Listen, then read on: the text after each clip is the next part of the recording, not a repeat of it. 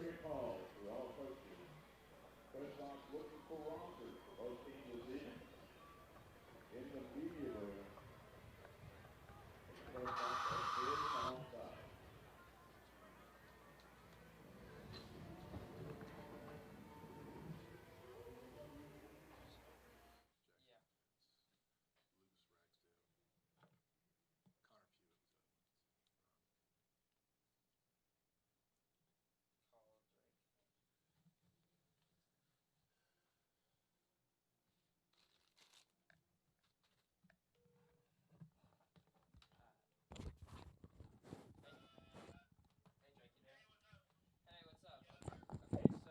Trying to do the Mixler, and oh, okay, hold on 1 second. You're picking up the sound.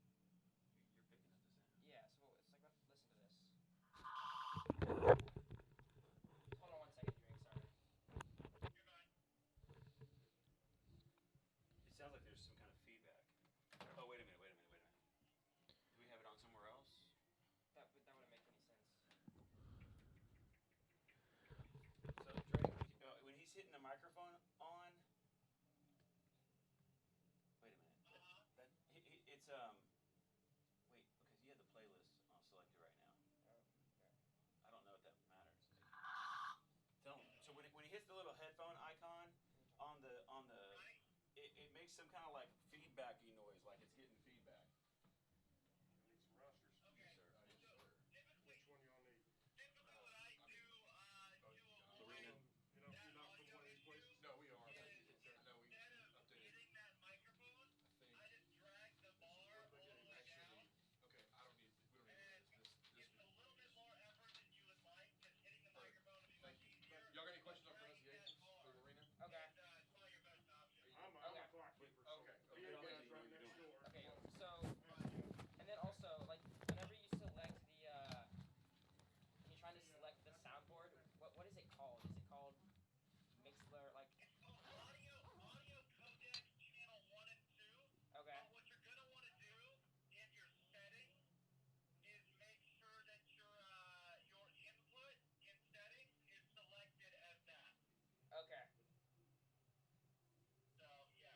Let me know if you need any help there, but audio codec is typically what those are called. I think we have the same audio mixer. Yeah. All right, thank you.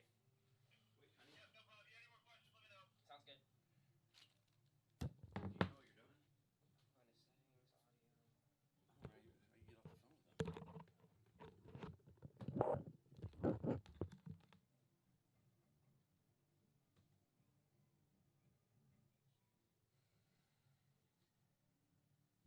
phone with them. I think that's what it is for us. Yeah, it is. Or is it that? No, that's a speaker. This is the That's output. input too. You don't want that. Somehow that's creating a feed. Okay, so you It's have speakers. with this. Mixer audio link. Mixer audio link. Okay, Sure? No, but I'm not. But go back and try it. Okay. Well, don't I want the output to be the computer, so we can hear it? No, Okay. we're not gonna listen from the computer. We're gonna listen off the mixer. You guys are Lorena, right? Yes, sir. Okay. Can I get some pronunciation Sure. help just in case? Sure. Let me. Yeah, go for it. Okay. Is it Smedshammer? It's Smed's hammer. Smed's hammer. Singular. Okay. Yeah. Smed's plural. Okay. Hammer. Yeah. Separate the S and the H. Cargill Teague. Michna? Mickna. Mickna. M-I-C-K-N-A. Mickna. Yeah. Okay. Wagner Madkins. Router. Mickna, I think, was one of the big ones, and the Steel's hammer. Or Smed's hammer. Smed's hammer, Yeah. yeah. Router. Is it Gutschall? Yeah, Gutschall. Is it Gurk or Gurky? On the kid for, I think is it G? I think G-E-R-K-E. I don't know. We haven't been over there Okay, yet. yeah. You guys We'll find take out. some live. Yeah. Niceswanger? Nice winger. Yeah. Niceswanger. Yeah. Okay. Ives. I think we're good. Britton, Yeah. Jackson, There's not too many hard ones on there. Gutschall. No. Okay. Yep. Perfect. Thank you, Yes, sir. sir. Okay, these are the only two audio devices. Okay, I can't help you with this. That's why you need to get on the phone with him. Okay? But he's not gonna be able to help me, Dad. Yes, he is. I promise you he's not. Because I don't know what to ask him. I have no idea what to ask him. Honey, tell him there's no audio codec. You turn on. This is what you need to do. This is what he did for me. Okay. Turn on your FaceTime and Okay. you have to handle this. Okay. Don't make excuses. I don't want to hear excuses. time for that. Since I'm trying to ask for your help.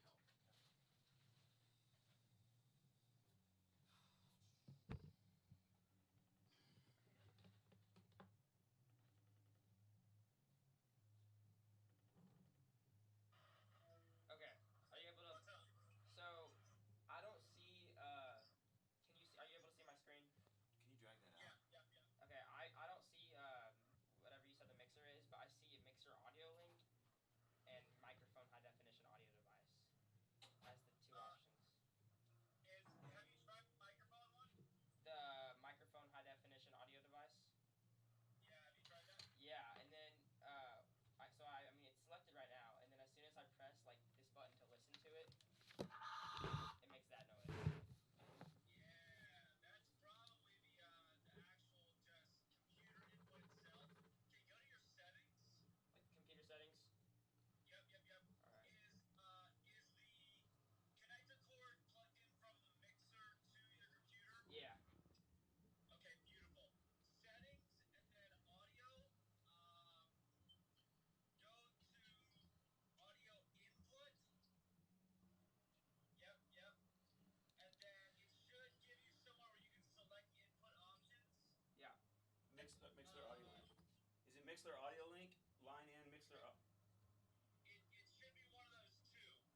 Okay, we'll try this one. Try whichever one you haven't tried yet. Yeah, we're trying that one. Oh, I gotta change anything. All right.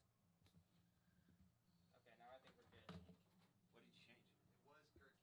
Gurky. I Thank you. changed Appreciate the, that. Okay, now you gotta load the sound, the commercials. Okay. Oh, let me make sure that we got the mics working.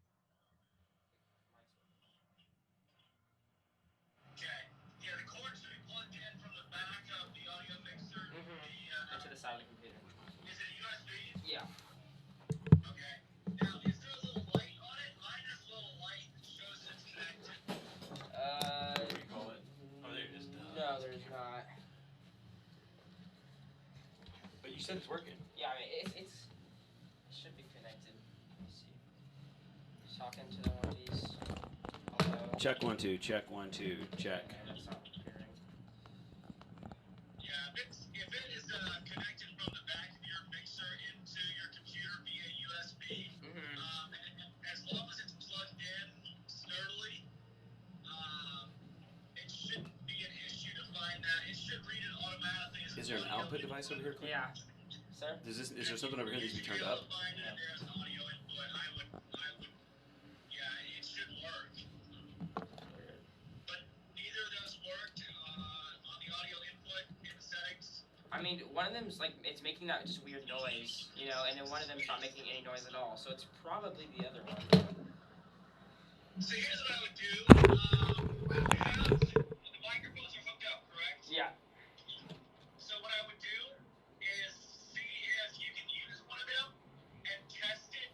See if the audio bounces up and down whenever you talk. Yeah. Check 1 2. It's Check. not working on this one, so let's go to the other one. So wait, talk, Dad. Check 1 2. Check 1 2. Is it bouncing with his voice? It's bouncing with the crowd mic, I think. Wait, let me turn off the crowd mic. Testing. Testing. Wait, just talk What like. it may be bouncing with is the actual just hardware computer audio, like the built-in microphone Yeah. computer. Yeah. Is that what you think it is? I think so. Okay. Can you turn? Well, put the volume down. Clay, here's what I would do. I'm more familiar with on a Mac using Mixler than I am anything else. Yeah. But I know that one of the first steps that goes, so definitely try all the inputs that Mixler offers to you. But the first one I would do right now is just Google Windows. And just Google Mixler audio into Windows, and it should show you somewhere how to get that input hooked up. Okay. Thank you. Let me know if you can get anywhere with it. Okay. All right, let's go ahead and get the pregame rolling. All right. For YouTube? Thanks, Sounds good. all right, bye. Thank you. So just YouTube right now? Yeah. Okay.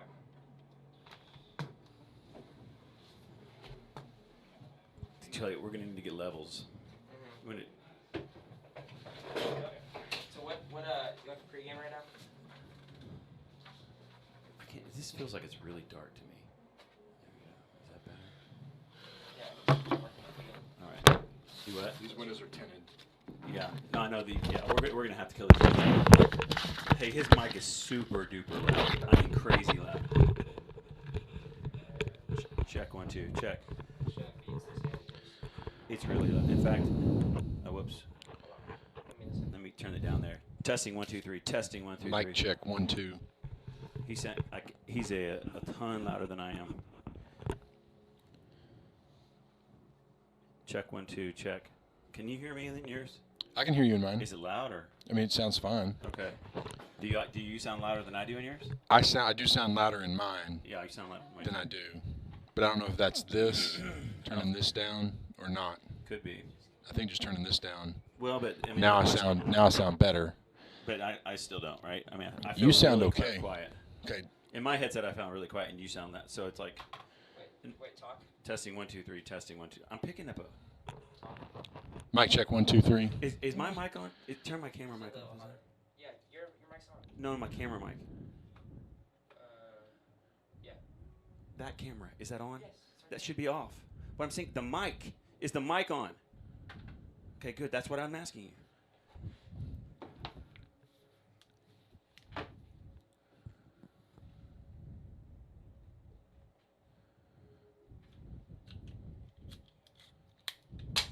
What's the name of the pregame? Syntax Pawn. Oh, H&M Landscape and Sprinkler. H&M Landscape and Sprinkler. You have the graphic ready, the cover graphic? Yeah. You do? The cover graphic. It's a graphic. It's right here. Okay. No, that's not it. Wait a minute. Okay, all right. Yeah, okay, fine. But see, the problem is the scoreboard. Okay. The scoreboard needs to be bottom middle. So anyway, okay, we got to get going. Okay, hold on. Okay. So, what? Well, you're looking at me like what? Am I supposed to play a video source right now? Let's go ahead and do the sponsors fight. Is my mic live right now?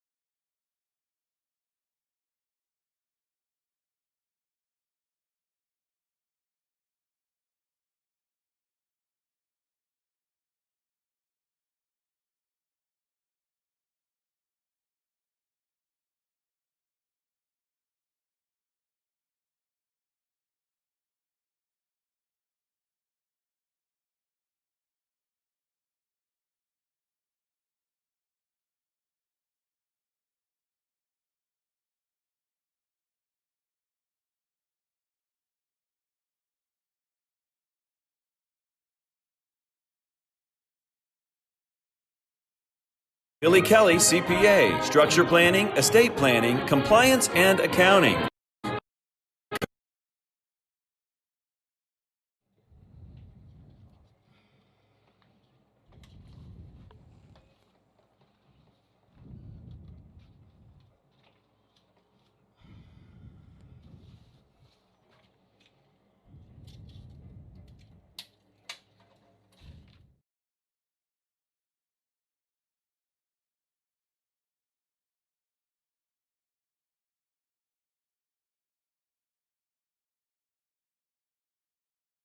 You are listening to the Syntex Pond broadcast of Lorena Leopards football on Look live streams.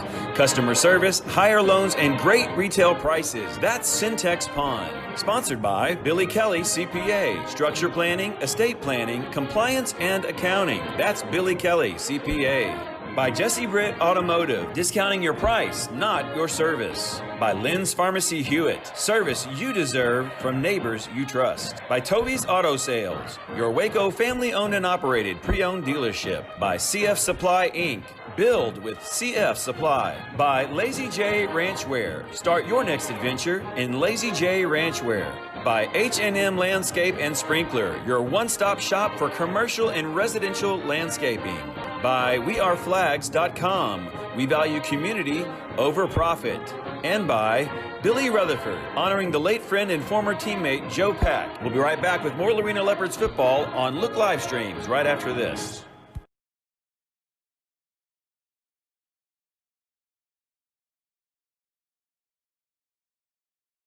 Is on the air. David Gibson and Jared Brown coming live to you from Wimberley, Texas. Beautiful, picturesque, and out in the hill country. Wide open sky, but beautiful setting this evening. An oystery gray sky has turned to night as teams are waiting to come out through their tunnels on the football field.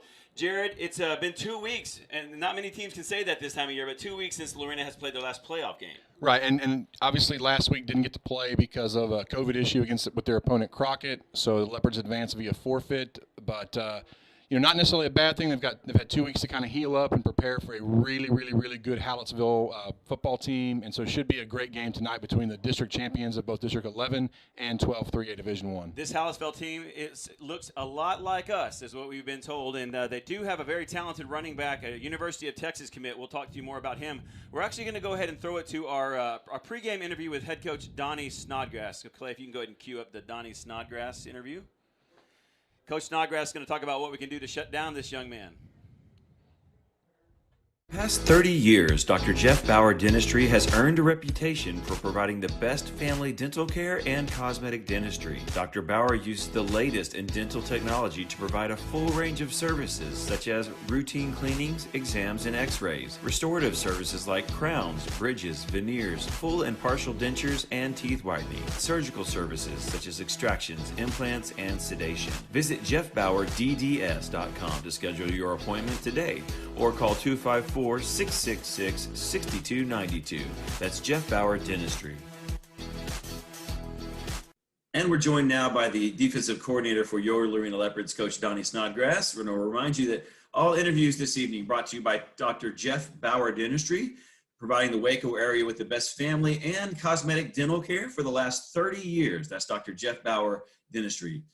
Now, you've always had good defenses at Lorena, but your head coach is admittedly an offensive guy, and he says that he kind of just turns the defense over to you, and you're part of the staff. But what's it been like this season to have the defense really be to carry the water for the team and be the bell cow of Lorena this season?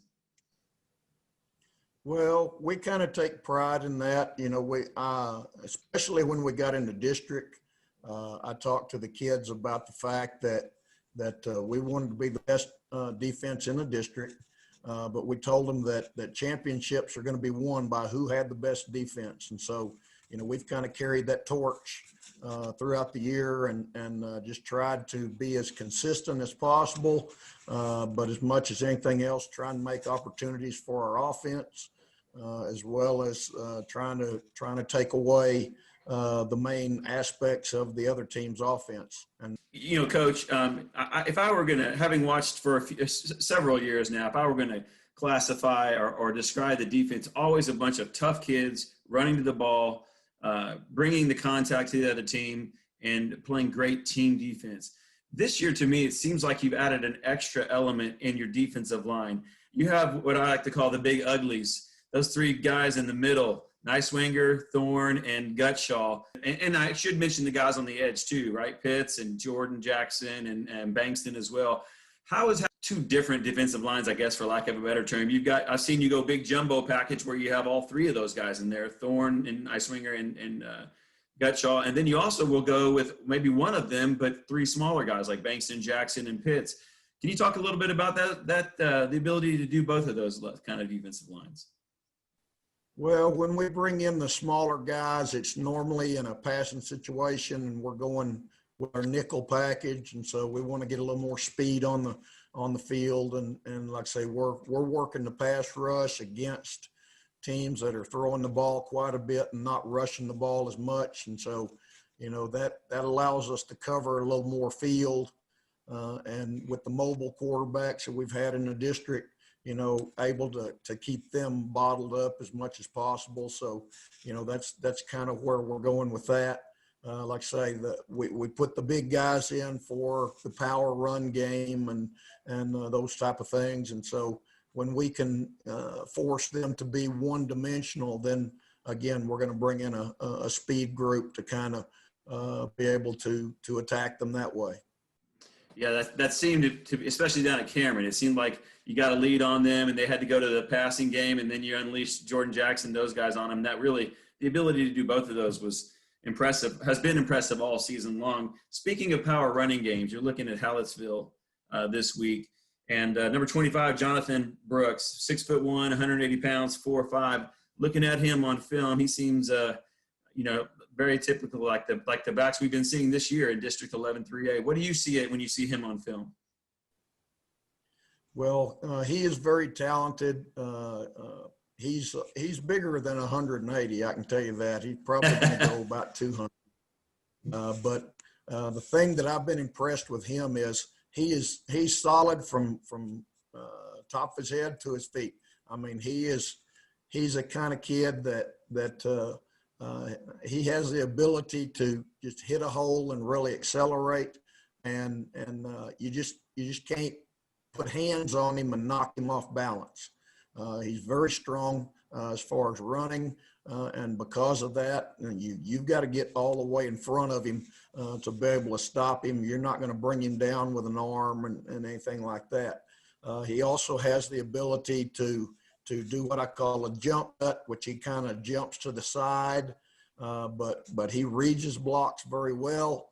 He's got good speed, and so he's able to outrun people to the outside. But again, just the ability to be able to run through arm tackles is what's made him really good.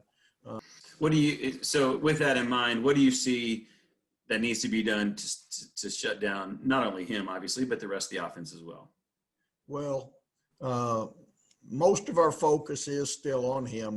That just goes without saying. Sure. We've got to swarm him. We've got to make sure we get in front of him, and we just can't let him get out in open spaces. That's going to be the whole concept, I guess you'd say. And that's going to be a tough job because he's got a very good offensive line. This is probably the best offensive line that we've played this year. And so he's able to do a lot of his things because that offensive line is very aggressive, very strong, they're very mobile.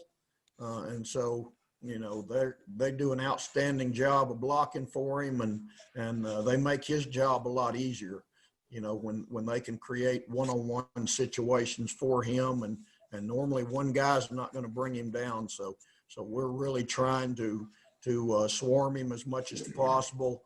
And trying to, take away his speed aspect, I guess you'd say. Yeah, get to him early. Well, Coach, it's been an exciting year so far, and the defense has played great. We look forward to another a great effort on Friday night, taking on Hallettsville, and we'll talk to you after the game. District 11 3A Division 1, so it should be a good ball game between both football teams tonight. So welcome back in, those of you who've been watching on YouTube. We just got to hear from defensive coordinator Donnie Snodgrass about what we're going to have to do to stop this young man. Jared, tell us about this running back for Hallettsville. Yeah, Jonathan Brooks rushed for almost 200 yards, I think 199 yards last week and 3 touchdowns in the win over Diboll. I know he had a 300-yard game earlier in the season and 6 touchdowns, I believe, against Columbus in one of their last district games. He is a University of Texas commit. Kid has got great lateral movement, great jump cuts, follows his blockers well, and it's a great offensive line for Hallettsville. So the Leopards are going to have their hands full with both that offensive line and Hallettsville running back number 25, Jonathan Brooks. This is the third Division I running back that your Leopards will have faced this season. First, starting with Troy Herbacek. He'll be playing at Sam Houston State. And then you had the running back at Round Rock who'll be going to play for Tech. And now this week, Jonathan Brooks, a University of Texas commit, very talented, big wide receiver. We're going to go ahead now and turn it to our Steve Hoffman offensive coordinator interview with the offensive coordinator for Lorena, Stephen Hoffman. He's going to tell us what we need to do to score more points than Mr. Brooks while we're on offense. Hello, everybody. David Gibson, joined now by the offensive coordinator for your Lorena Leopards, Coach Steve Hoffman. I'm going to remind everybody tonight's interview brought to you by Dr. Jeff Bauer Dentistry, serving the Waco area with the best family and cosmetic dental care for the last 30 years. That's Dr. Jeff Bauer Dentistry. Coach, good evening to you and welcome in. Obviously, it's been a pretty crazy year so far. I wanted to ask you, you have the normal week-to-week tweaking of your offense that, depends on your opponent, but I think it's been really different this season with everything related to COVID. It really has. In the past, offensively and defensively, our kids usually just play one side of the ball. And so with COVID, we had to kind of change our mindset, and every kid is playing both sides of the ball.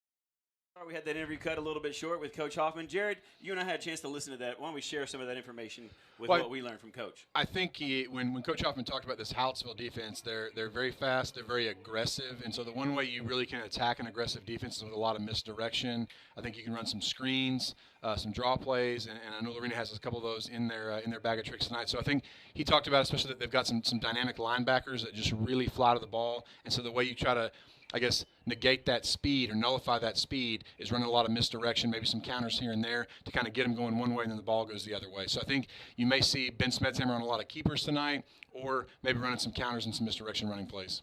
Just a reminder, Fox Sports Southwest has video rights for tonight's ball game, so we will have live video here in the booth. We'll also have a live halftime and post-game show. You'll want to stick around for that so you can see our Joe Pack player of the game as well as our post-game interview with head coach Ray Biles. Your Leopards have just made their way out of the tunnel. They look fantastic. They've got their red home uniforms on with their black playoff pants, that matte black helmet with a shiny metallic leopard on the side of it, and they look ready to go. So we're excited to be here in Wimberley. It's round 3, if you will, the regional semifinal.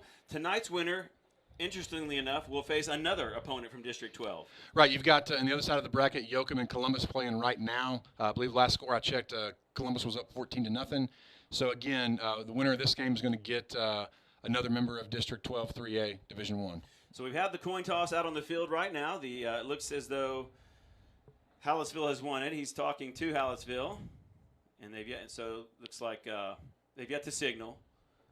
Waiting on that. It'll be interesting to see if Hallettsville accepts the ball, and they defer, actually. And so Lorena should receive. They will, and they'll defend the south end zone. Hallettsville will defend the north end zone. And we're about to get underway as Dalen Browder, the team captain for tonight's coin toss and football game. And so let's throw it to a quick commercial break while we have the national anthem and team and prayer. We'll be right back with Lorena Leopards playoff football right here on the Syntex Pond broadcast on Look Live Streams.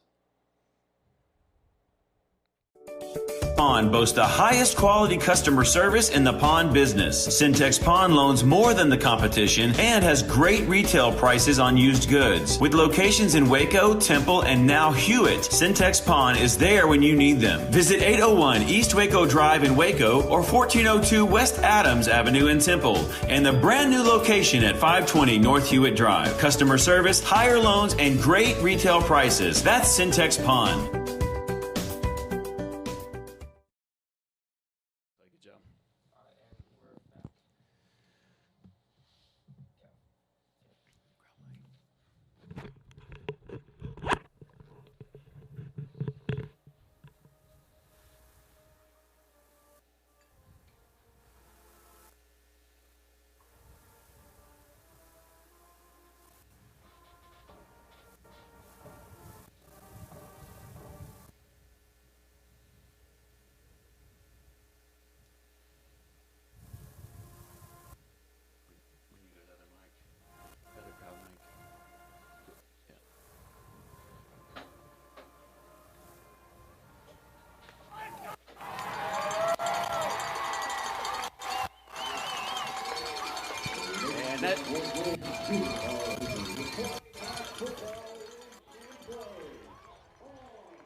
That is your national anthem as the teams get ready to take the field. Jared, is a beautiful night for football. It's been a very rainy day in Central Texas as we came south.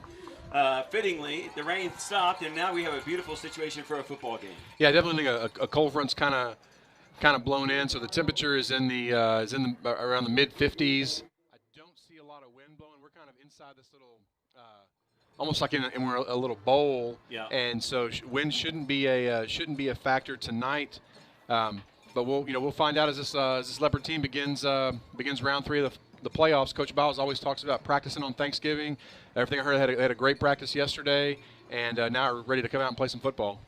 Well, we've got Caden Matkins as well as Colton Dale back deep to receive for your Leopards to start on offense. Well, we'll get to that right after this kick. But week 3, and this. Fans, if this is one of those games where you might be meeting not a superior opponent in the terms of Lorena, but a superior opponent in the terms of the whole scope of the playoffs in this round. If you can get past this hurdle, you have even a better chance possibly of winning next week. Although, obviously you want to take it one game at a time. But here we go. We're about to get things underway. Here comes the kicker. Swings his leg. Toe meets leather. Driving into ring kick. Going to be caught on the run to 15, 20. 25, up the middle of the field, then tackled hard down at the 28-yard line was Colton Dale, and that's where Ben Smetshammer and your Leopards will take over from there. Yeah, good kick by Jaden Ellis for Hallettsville there. David, and just and a good return by Dale up the right side. So decent field position for the Leopards. They're going to take over at their own. Looks like 28-yard line to start this ball game. Starting on offense for your Leopards, Will Teague, Jaden Porter, McCray Lewis at wide receiver. Your tight end is Rhett Hansen. Reed Mickna in the backfield with Ben Smedshammer. Smedshammer waiting on the snap. Rhett Hansen goes in motion. He's going to hand it off to Mickna, running wide, cuts it back. He's in trouble in the backfield. He'll get back near the original line of scrimmage and manage to get forward for about a couple of yards. Makes it up to the 30 is where they spot him. That'll bring up 2nd down and 8. Yeah, I think it's a good play to start off with, David, as the Leopard offense is trying to get a feel for what this Hallettsville defense is going to do. Leopards are going up tempo quickly. We did hear from Coach Hoffman in the pregame show that tempo is going to be important tonight to keep the linebackers from Hallettsville sort of from conferring with their coach and getting the different reads along the way. So Smedshammer gets it in from the sideline, communicates with his offensive line. 11-19 on the Billy Kelly CPA scoreboard on the opening drive of the ball game. Smedshammer optioning to the right, keeps it, cuts it up across the 30 up to the 34-yard line, a pickup of 4 on that carry. That'll bring up 3rd down and 4. Yeah, good decision there by Smedshammer to keep. Looks like Bryce Pruitt is one of those linebackers that Coach Hoffman talked about, just kind of flying around the ball. Made sure Smedshammer didn't get any more yards. So big 3rd and 5 here for the Leopards. Jaden Porter, Sam Ives, and McCray Lewis split out wide to the left-hand side. 3 wides, and they're all up top as Smedshammer waits on the snap, now turns. Rhett Hansen lined up at tight end on the right-hand side. Now Reed Mickna will reset in the backfield to Smedshammer's left. Leopards moving from left to right, facing a long 3rd down and 5 now is where they actually set it. They're going to hand it to Porter to the near side. He's in trouble in the backfield. Hitch will not even make the original line of scrimmage, and that'll bring up 4th down in a punting situation for your Leopards. Yeah, another good job there by Bryce Pruitt. I think we're going to have to keep an eye on him all night in that linebacker spot. He's flying all over the ball, stops Porter for no gain, so the Leopards are going to have to punt here on this first possession. And not the way you want to start off a football game for sure. Obviously, Coach Hoffman mentioned, though, early on how important it was going to be to keep those linebackers from flowing from sideline to sideline. They like to do that with some motion. It didn't work necessarily there, so Leopards forced the punt.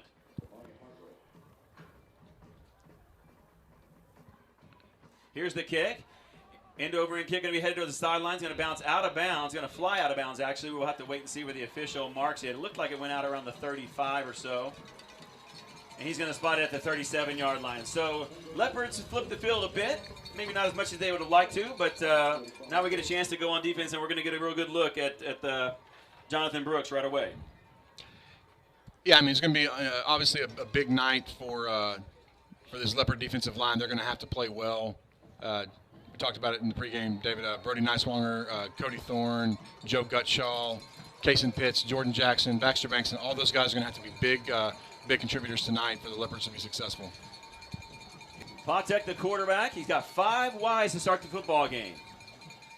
Now Brooks will go and reset in the backfield.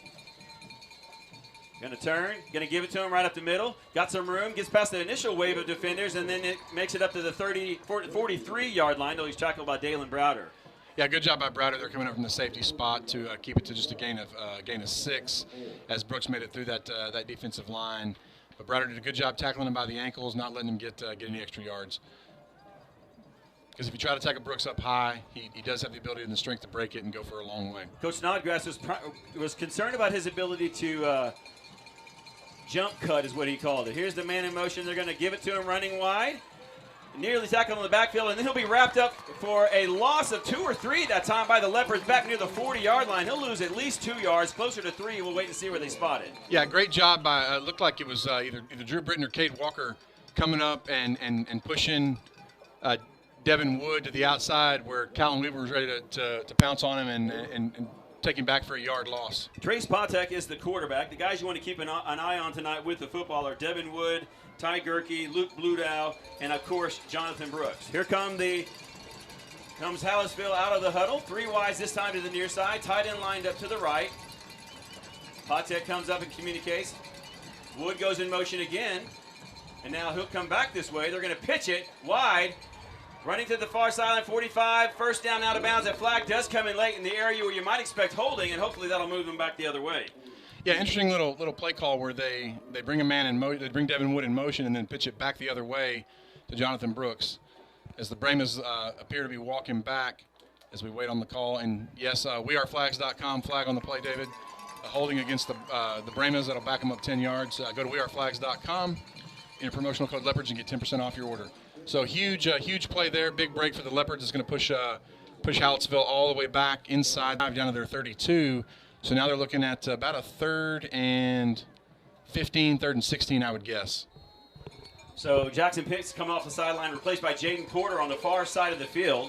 Looks like the Leopards are going more with a passing defense. They've got their speed defensive line in. Here comes Patek looking to throw. Throws the ball deep down the sideline. It's going to be thrown well out of bounds, incomplete. And if there's no flags, that'll force our very first Lazy J Ranchware defensive stop of the game. Yeah, and just a good job by Porter there on the coverage. It looked like the receiver on that far side ran a stop route, and I think Patek was expecting him to go long. Anyway, it wouldn't have mattered anyway. That ball was 4 yards out of bounds. So big stop for the Leopard defense. It looks like Jonathan Brooks is the punter, so you'd love to see maybe the Leopards try to go after him, get a block early, and flip the field in a big way. Drew Britton, Dalen Browder back to receive the kick. It's going to be kicked towards Browder. He'll catch it at the 33, and is immediately tackled up now the 35-yard line. Excellent coverage that time by Wood of Hallettsville.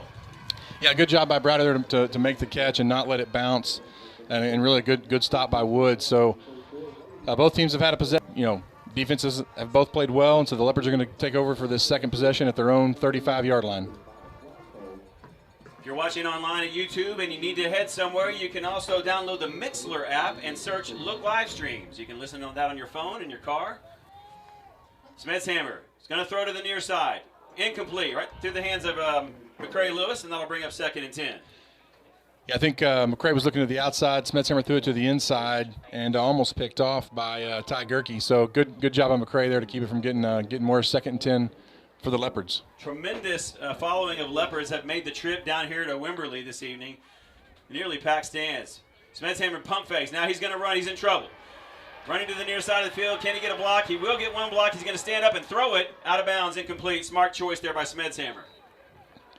Yeah, he had Rhett Hansen open on the sideline. I don't think he knew that, and made the wise decision just to throw it out of bounds. Hansen was standing right at the line of scrimmage on the sideline, so I don't know that he would have gained much. But lived to snap it another down, and 3rd and 10 for the Leopards as they come out throwing here in this second drive of the game. Landon Sluka, a very big defensive lineman there for the Brahmas, on hot pursuit there, and that's going to bring up 3rd down and 10. This is going to be a game about the offensive and defensive lines, and we'll talk more about that here in a minute as Smetshammer waits on the snap. Jaden Porter comes in motion to the near side. Now he'll reset and go the other direction. Smetshammer's still looking to throw. Screen pass. Caught 35, 40, 45. First down, 50. And out of bounds in plus territory is Reed Migna on the screen pass. Yeah, great job there by that Leopard offensive line getting out and setting the blocks for him. And a good job on the misdirection with the motion by Jaden Porter that allowed Migna to be open for a big Jesse Britt Automotive first down. I thank Jesse and Desiree Britt for sponsoring the broadcast this season and all of the first downs, which we hope there'll be quite a bit more here this evening. Red Hansen's the up back. Reed Migna behind him. They're going to give it to Reed right up the middle. 45. Reed across the 40 down to the 39-yard line. A big pickup of 6 on that first down carry. Yeah, good job by Hansen getting in there and acting as a lead blocker. You'd like to see. I think this Leopard offense has maybe got to go straight at this Brahma defense tonight, David. Yeah, I'm not sure that we're going to, with the linebackers, we're going to outrun them. So far, I agree with you, and they are going with that heavy set of Red Hansen as the up back. Here we go. Going to give it again. He's going to follow Hansen up the middle again, pushing his way near the 35-yard line. They're going to spot him just short at the 31. He needs the 30. I'm sorry, actually the 36. He needs the 35, so it'll bring up 3rd down and 1. Yeah, good job by Elijah Turley getting a big push from his center position. He and I think Riley Boozer also out there kind of opening those holes for Migna. Big 3rd down play for this Leopard offense. 3 wides, 2 to the bottom, 1 to the top. Smetshammer's going to keep it now. First down, all the way down to the 34-yard line, and that's another Jesse Britt Automotive first down. Yeah, and good. We saw that misdirection there where he fakes it to Migna going to the left and then cuts back to the right and just dives over for a minimal gain of 2, but enough to pick up that first down and keep the clock moving and keep this Leopard offense rolling. Well, and you can see Hoffman's philosophy at work here early. He's trying to hold those linebackers in the middle of the field. After trying to run wide a little bit and not having much success, now they're going right at him, and I fully expect a pass on the edge here coming up before too long. Here's Smetshammer waiting in the shotgun.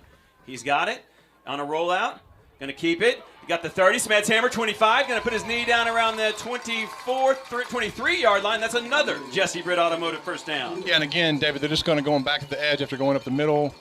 Big's just a straight speed option. Defensive end kicked out to take Migna away. So Smedshammer turned it upfield. And a gain of 11 and a big first down. And don't look now, but the Leopards have taken almost 6 minutes off the clock to start this football game. 6:13 left on the Billy Kelly CPA scoreboard. Clock now moving again, nearing the 6-minute mark. Smedshammer's waiting on the snap. He's got it. He's going to keep. Trying to get outside. He's not going to get there this time. Maybe a loss of 1 maybe on that carry. They'll bring up second down in about 11. Yeah, and I think this is one of those misdirection plays where you get your guard pulling left and you're hoping those linebackers fire out that way. They didn't necessarily do that, so not a lot of room to run for Smedshammer on the right side. So he does lose about half a yard on first down. If you're just joining us, the Hallettsville got the opening kick. They did not pick up a first down, and they had to punt the ball away. And then Leopards have taken over since then, and are on about a 5 to 6 minute drive here. They're going to hand it off to Migna. He gets away from one tackle, then struggles forward down to the 22. So he gains 3, and one of those was that yard that they lost. It brings up a third down and 8. Yeah, and a good job by Cameron Alamia, grabbing a hold of Migna's ankle and holding on, keeping Cade to a minimal gain, or Reed to a minimal gain, because if he gets outside there, he's got to run. So big third down and 9 for the Leopards.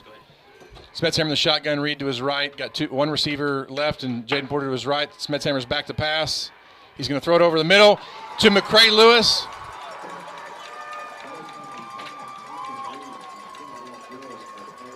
And it looks like it just does fall incomplete.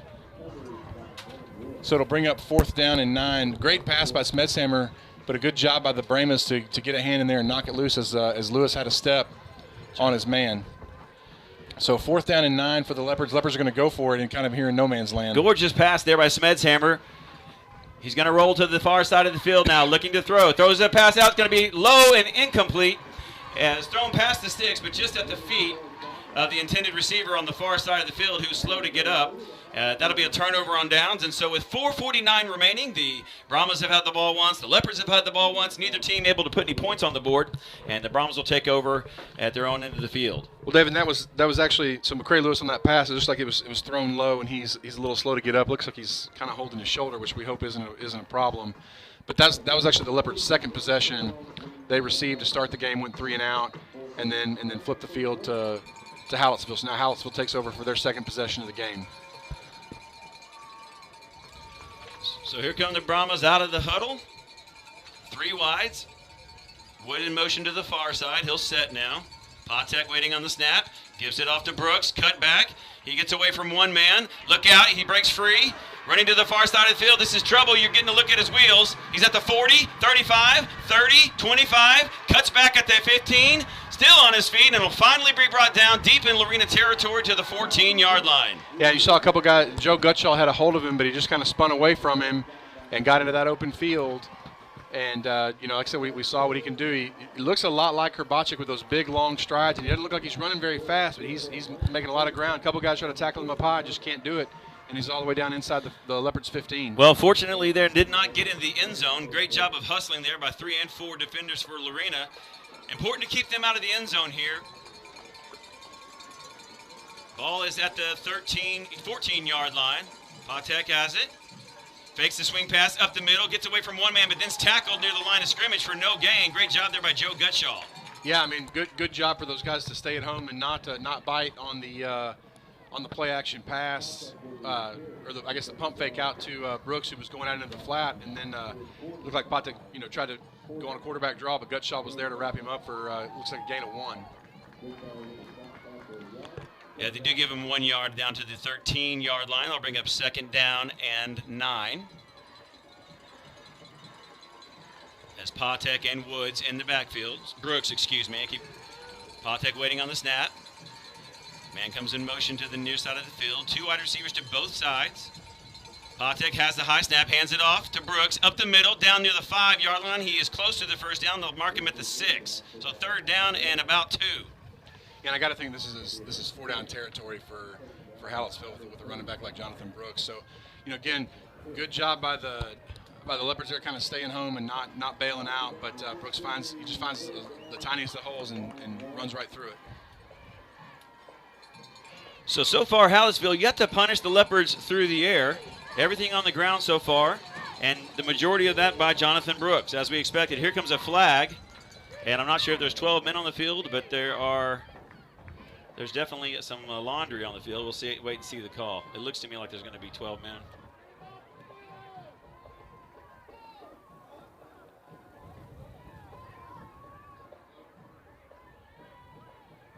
I'm counting 11.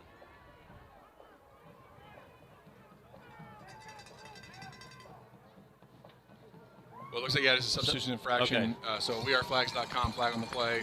Substitution infraction against Hallettsville to back them up 5 yards. Well, that's important. Could be a very big play here. Yeah, you go from a certain 3rd down and 2 situation where it could be run or pass to suddenly something that, I mean, obviously you're right, still two down territory for them, but they're facing more like 3rd down and 7 now instead of 3rd down and 2. Direct snap to Brooks. He gets to the line of scrimmage, and this is going to be pushed backwards after a pickup of about 4. So he's short. That's going to bring up a decision for Hallettsville, facing 4th down, and it looks to be about 4. Yeah, David, I'm not sure. In a playoff game, do you want to go ahead and we're going to have a timeout on the field. Guarantee points, or do you try to kick the field goal, or do you go ahead and go for it? Well, we're going to find out when we come back. So you're listening to, the score is 0-0 here on our Billy Kelly CPA scoreboard. You're listening to Lorena Leopards playoff football right here on Syntex Pond and Look live streams.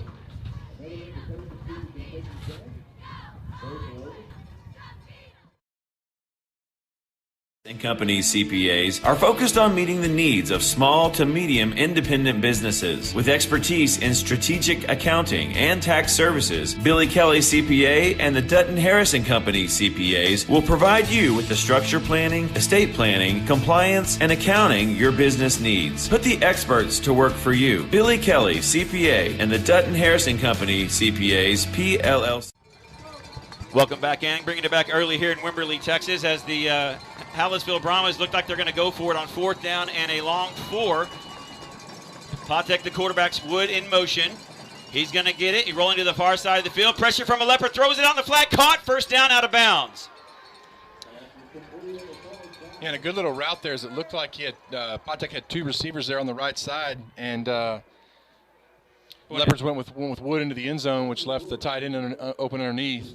Excellent call there, as Leopards brought pressure from the edge, and Hallettsville went right in that direction, right where the pressure came from, and so the receiver was open, but they did manage to keep him out of the end zone. 1st down and goal to go now from the 2. 2:26 left on the clock.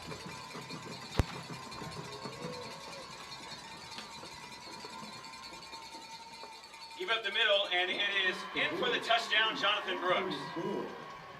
Yeah, just Brooks lining up in the Wildcat there, and taking it right in over the right side. So the Brahmas take a 6-0 lead here with 2:23 left on the Billy Kelly CPA scoreboard. So Brahmas strike first.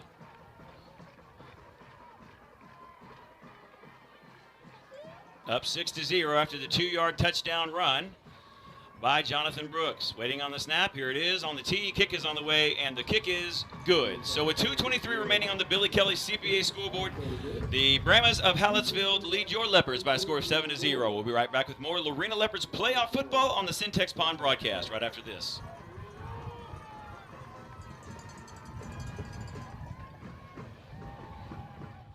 Now is the perfect time to visit Lynn's Pharmacy Hewitt with no appointment necessary.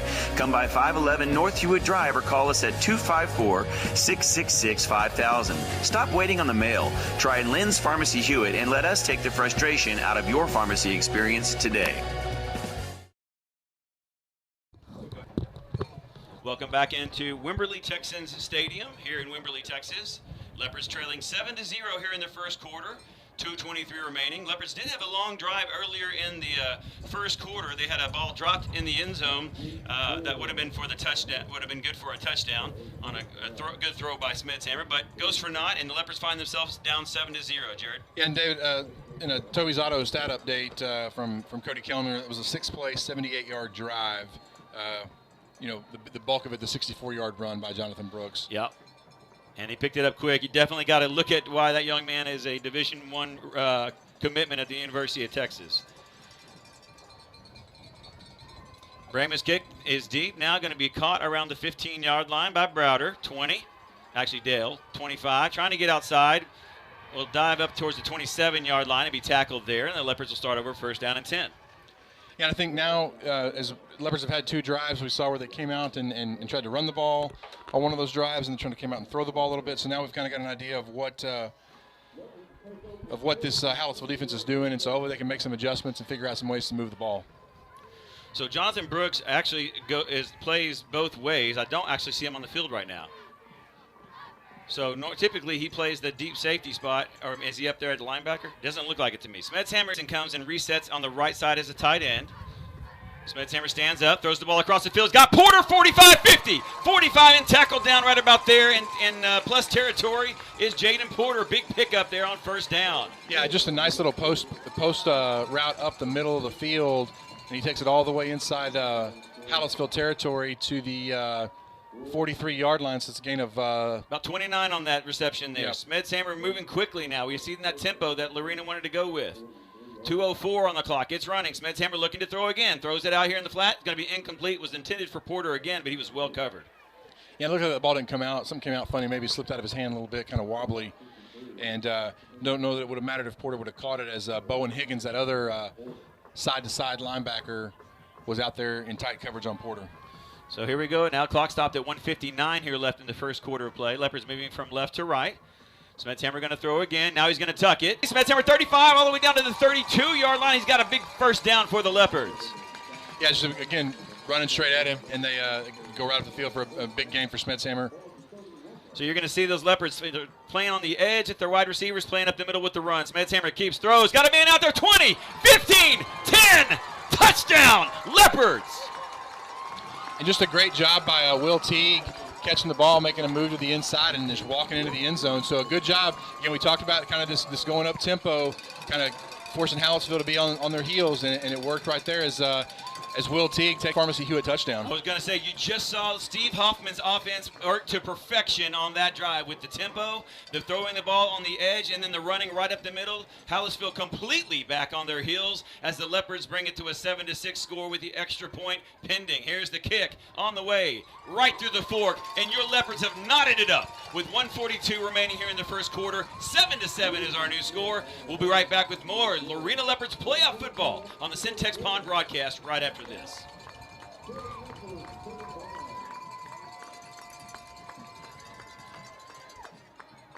Landscape and Sprinkler is your one-stop shop for turning your dream vision for the environment outside of your home or business into a reality. From laying sod and installing sprinklers to the finer beautifying touches and year-round maintenance, H&M Landscape and Sprinkler can do it all. Whether you are looking to sell your home, attract more customers, or beautify your home to enjoy with family and friends, H&M Landscape and Sprinkler has the skill and expertise to get the job done just the way you want. Visit them online at hmlandscapeandsprinkler.com or call 254-732-6818. That's H&M Landscape and Sprinkler.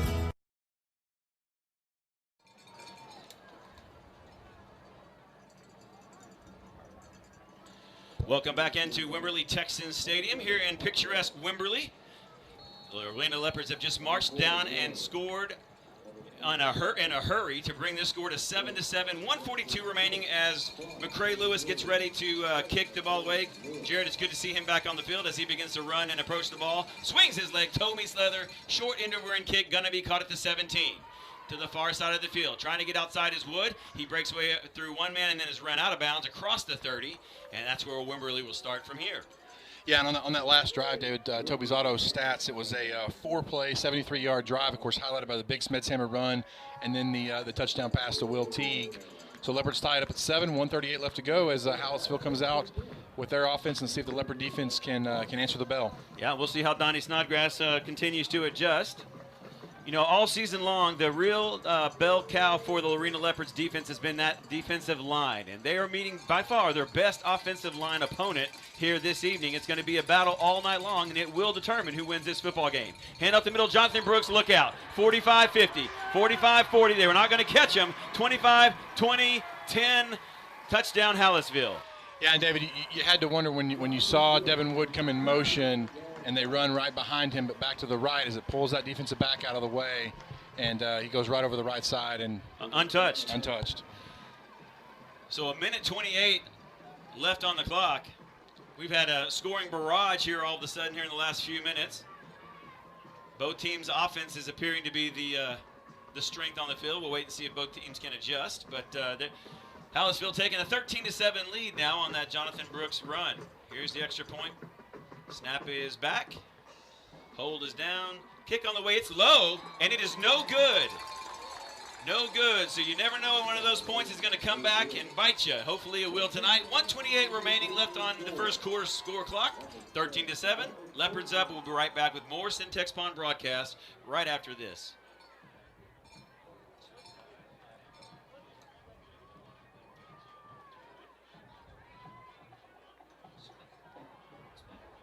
The Toby Miller family has a proud tradition of winning on the fields and courts of Central Texas, so it makes sense that Toby's Auto Sales is a family-owned and operated winner at making customers feel great about buying a car. Team up with Toby, Don, Dina, and Kaylin to get the quality car you want at the value you need. Have a car you want to sell? Toby's Autos buys cars as well. Go to tobysautos.com and find out how you can join a winner in the car business. tobysautos.com. Welcome back into the Syntex Pond broadcast of Lorena Leopard playoff football here on Look Live Streams. Toby's auto stats update. That was a one-play drive, a 70-yard run for Hallettsville's Jonathan Brooks. He now has 154 yards on the ground rushing and 2 touchdowns tonight. So, Leopards are going to have to find a way to stop him. Still 1:28 left to go in the first quarter after almost 10 minutes of no scoring. Now we've had 3 touchdowns in the last about 45 seconds. So Hallettsville set to kick off. Number 15, Chase Yannick has the ball teed up for Hallettsville. He puts his foot into it. Deep kick. It's going to be taken by Colton Dale at about the 10. He's up to the 25, out to about the 29-yard line, where the Leopards will take over there. And got a late flag that is thrown in from the referee. Is Joe Gutschall was just giving Brahma the business end of his. As former NFL referee Ed Hockley would say, it's going to be giving him the business. And, kind of think maybe Joe was away on the outside, didn't know the play was over. It had gone to the right, and you kind of just wish they'd pick that flag up. It is playoff football. Well, it doesn't look like they're going to. So what was decent field position is now going to back up the Leopards deep into their own territory on sportsmanlike conduct against the Leopards, and that'll mark it back to, I believe, to near the 12. We'll wait and see. 1:23 left on the first quarter clock here on the Billy Kelly CPA scoreboard. Officials have yet to put the ball down. It's like he doesn't know where. It should go back to about the 40, as Dale was out to about the 29, so if it's half the distance of the goal. There he is. Okay, he puts the ball down at the 14, and fortunately it's a dead ball foul. It doesn't go against us on first down, so still first down and 10. But the Leopards now with 86 yards to go to be able to tie and possibly take the lead. McCray Lewis split out wide to the far side of the field. Jaden Porter by himself to the near side. So Leopards with a full house backfield. Red Hansen slides over to the left. Smedzhammer going to give it to Mitka. He's in trouble in the backfield. He'll struggle to get back to the line of scrimmage. Maybe a pickup of 1. They'll give him the 15-yard line. That'll bring up second down and 9. Yeah, and a great job by Landon Sluka for Hallettsville, kind of busting through that gap. And I think one of the things that Coach Hoffman talked about is that this Brahma defensive line, a lot of gap control where they're shooting gaps, and that's what happened there and kept Mickna to a minimal gain. So second down and 9 as Smedzhammer waits in the backfield. He's got Mickna to his left. Going to fake it to Mickna. Now he's going to throw, getting pressure, throw it out, and it's nearly intercepted, and it falls incomplete. It was intended for Jackson Pitts up near the 21-yard line and fell in and out of the hands of Brahma. Yeah, Ty Gerke had his sight set on the end zone for a big pick 6, but it slips through his hands, and the Leopards are lucky to avoid that and live to snap the ball again on this 3rd and 9. Yeah, 3rd down and 9, though. This is a big play here early in this football game. Is the last thing you want to do is give it right back to the offense that has just gashed you on long runs. And Will Teague comes into the ball game. He and Jaden Porter will line up to the left. McCray Lewis to the right. So 3 wides for the Leopards, 2 up top, 1 at the bottom as Reed Mickna and Smedzhammer await the snap. 10 Porter in motion. They're going to fake it to him. Smedsheimer on a rollout. He's got Migney with him. Now he's going to square up. He's going to throw the ball deep downfield for McCray Lewis. It's intercepted. Caught at the 35, 30. And then going to be run out of bounds right around the 26-yard line. Yeah, it's unfortunate. Smedsheimer was looking to throw the ball maybe to Will Teague out there on the left and tried to pull it back and throw it back across into the middle of the field to McCray, where it was picked off by Devin Wood. And you never want to try to throw that ball back into the middle of the field. It's kind of waiting to be picked off. Look like we had a holding penalty against the Leopards that's declined, but Hallettsville's going to take over deep inside Leopard territory at the Lorena 25-yard line. So a lot of momentum now with Hallettsville as they've kind of shown they can run this football at will, and now they've got a turnover as well to flip to break serve, if you will.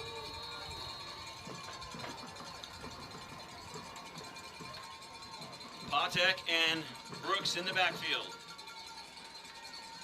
3 wides to the top, 1 to the bottom. Patek gives it off to Brooks. He breaks the line of scrimmage, 20, 15, look out, 10, 5, touchdown.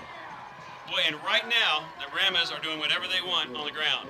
Yeah, it looked like Brooks went into the middle of that line, and they had him hemmed up, and somehow he just sneaks through the tiniest of holes and cuts it back to the right, and just can waltz into the end zone. Well, that brings it to 18-7, and 19-7 rather, as the Brahmas come on for the extra point. And, you know, we knew coming into this football game that the offensive line for Hallettsville was going to be the best test that we faced so far. Right now, they are handily winning the contest. Hopefully we'll be able to figure out what that is and fix it.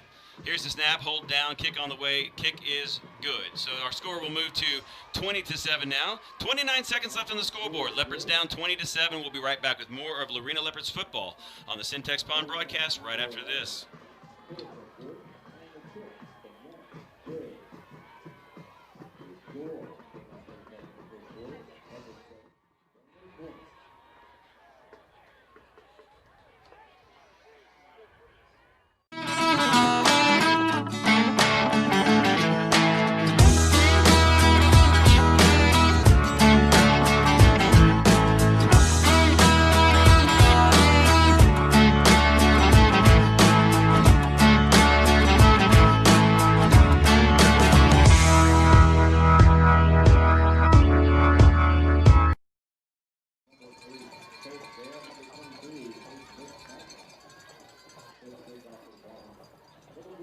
Welcome back into Wembley, Texas. David Gibson, Jared Brown.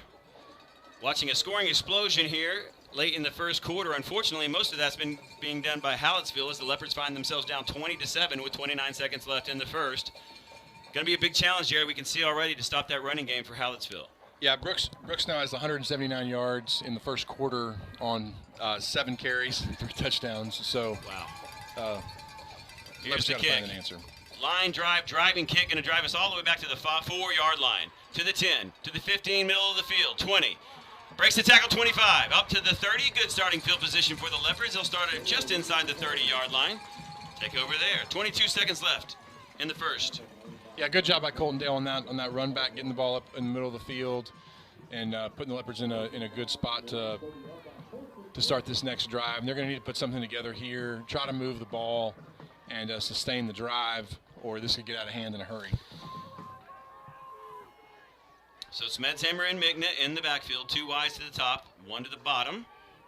Red Hansen's going to reset to the left side.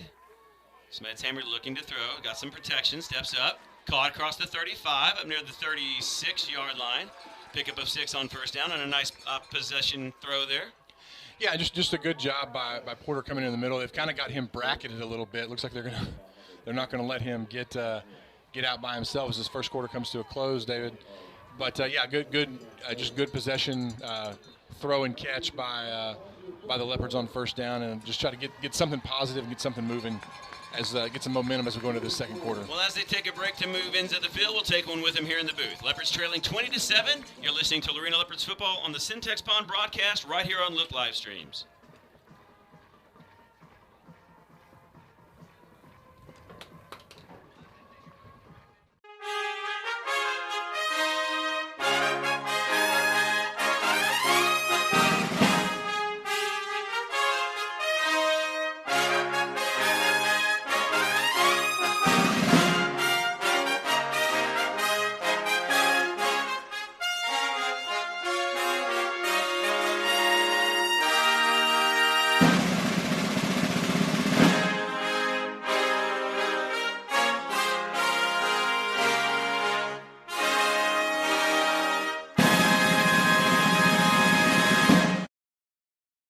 Welcome back into Wimberley, Texas. David Gibson, Jared Brown. Your Leopards trailing 20-7 here as we start the second quarter of play. After a gain of 6 on first down, they face second down and 4 from their own 36-yard line.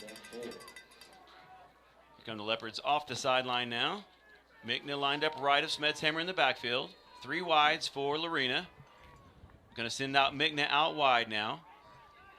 Smedshammer has it, looking to throw. Getting pressure right up the middle, is going to roll to his right side. Now he'll throw the ball downfield. Caught in the middle of the field, 50. That's Jaden Porter. Look out, 45. Makes another man miss, 40, 35, 30. Can he get a block? 25, 20, 15, 10. That's McCray Lewis. Touchdown, McCray Lewis. What a huge play for the Leopards to really get this momentum back as Smedshammer did a great job avoiding the rush. Hit McCray Lewis, put it in a position where he could catch it and run. Got a great block from Jaden Porter as McCray went all the way across the field. Broke a tackle and just outran the Bremen defense to the end zone for a huge Lynn's Pharmacy Hewitt touchdown, David. Big in so many ways. Apologize to McCray Lewis there. The 3 and the 7 coming across the field look a little bit the same. But great job by number 7 to block there. But, man, did you get a look at the wheels on McCray Lewis right there? He made 3 or 4 men miss coming across the middle of the field at about the 50 and then simply turned on the jets down the near sideline, and now he's on to kick the extra point.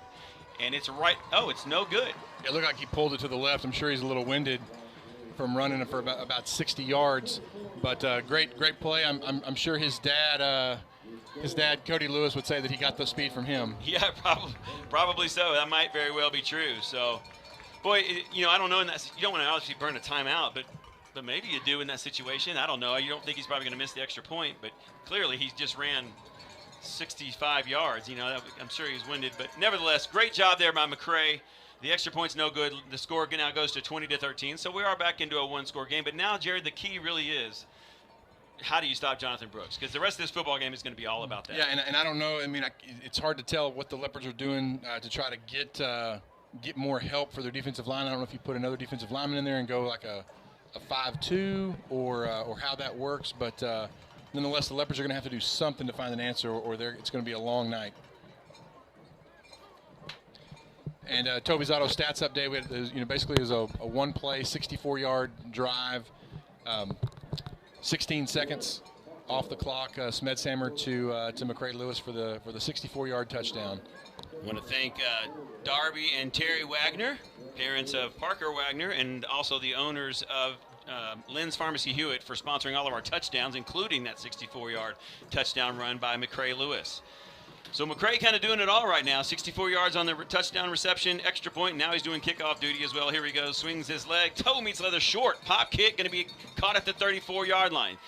Up the far side of the field and then tackled right around the 39. So a little bit different philosophy there on that kickoff, Jerry, and that's where they'll take over at the 39. Yeah, I think in a perfect world, if McCray had that to do over again, he'd try to get that ball a little bit higher to give his teammates a little more time to run down underneath it. But again, if Devin Wood and Jonathan Brooks can't return those kicks, then they can't take them back for touchdowns. So Brahmas are going to take over at their own 40 and see if this Leopard defense can get in.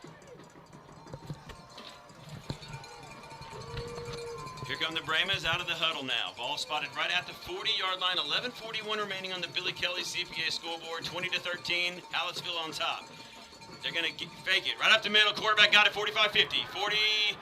And then it's knocked off his pins right around the 38-yard line. Here comes a late flag. Okay, I was about to say it was the most blatant block in the back that you could have ever imagined. How every official but the linesman on the near side missed it is beyond me. But a good job by Patek faking the run to Brooks and taking it up the middle, calling his own number.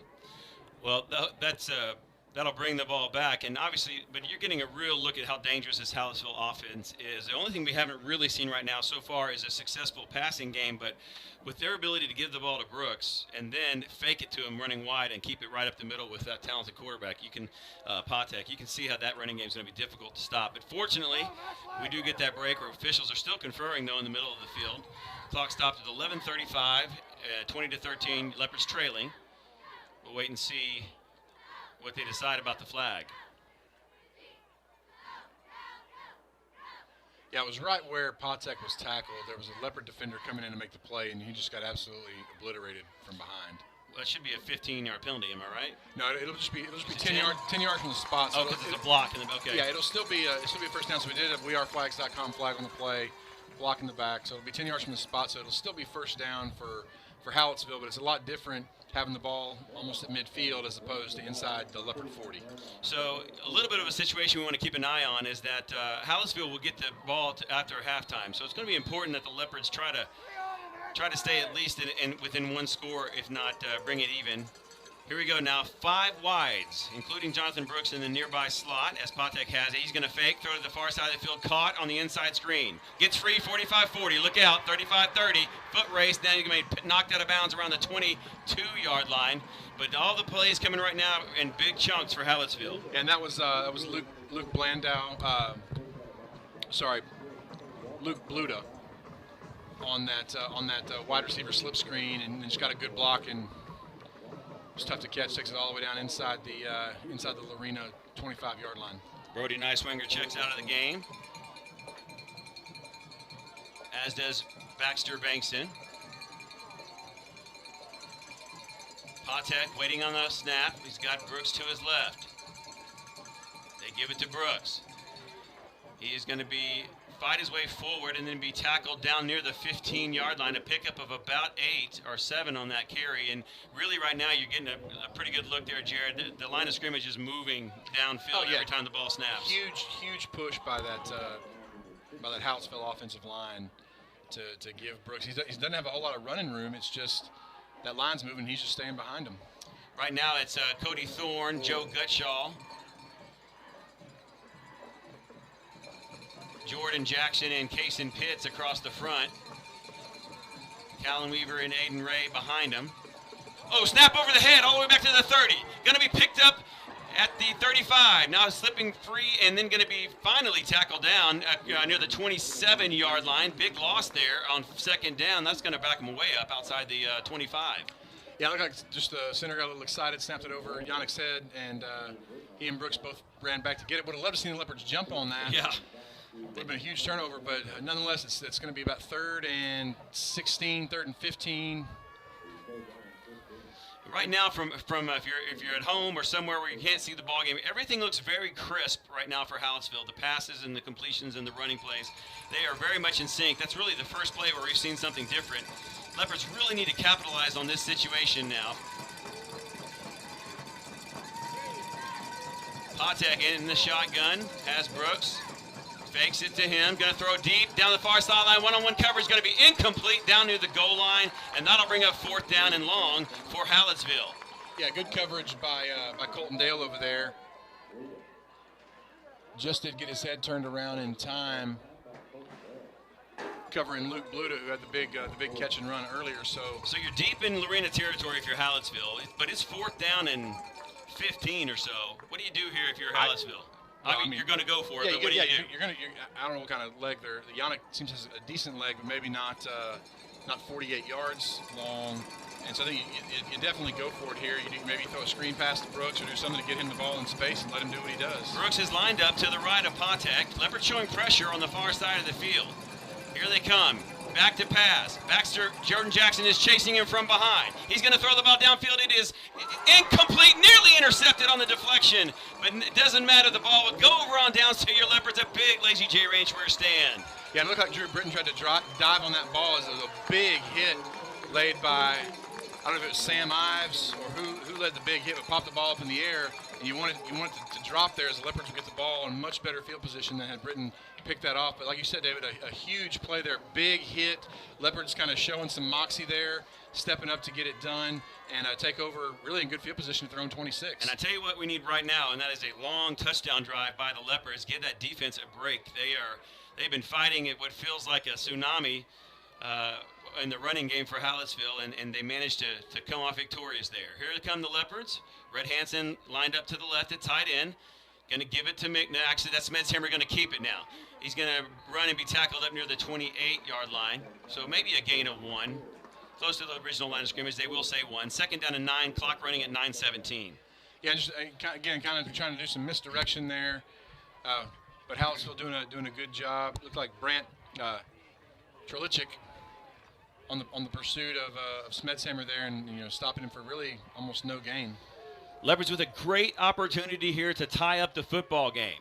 Smetshammer has it, looking to throw. Now he's going to tuck it and run right up the middle. Look out, Smetshammer, 35, 40, 45, 50, 45, 40, 35, 30, foot race, 20, 15, 10.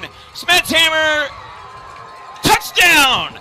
Oh, David, what a play! As Smetshammer ran right at the lone safety that had a chance to make the play. He ran right at him, cut into the left, then back to the right, and it was a foot race. He waited, and I believe it was Sam Ives. We've got a penalty on the flag on the play. Oh no, we didn't even see the flag. But phenomenal play, and obviously they found something that's working now. So even though this play is going to come back, Leopards need to look at this from a positive aspect and say that we've got something that we can be successful at doing here. Yeah, and that right now Smetshammer is he's running. He's got a lot going on right up there up the middle. One thing you could not see from home is right about the 35-yard line, there was one man between he and the goal line. And Smetshammer momentarily ran straight at him and froze him just enough to lock him up a little bit and then use his speed to get around him. And then it was a one-on-one situation near the goal line. And just like Jared said, the Sam Ives there on the block actually sprung him for the touchdown. But nevertheless, it's for naught. The ball spotted all the way back now to the 20. They need their own 37-yard line for a first down as Jaden Porter goes in motion. Flags fly, and I believe we're going to have a false start against Lorena. Yeah, it's just really unfortunate. This is where you've got to get some senior leadership to say, hey, we're okay. Don't make mental mistakes. Now you're just going backwards even further. Another false start penalty. And after a holding call, so get in there, get your head straight, and run a solid play here. Do what you're supposed to do. 3 wideouts to the top of the field. Red Hansen at tight end to the near side. Porter in motion again.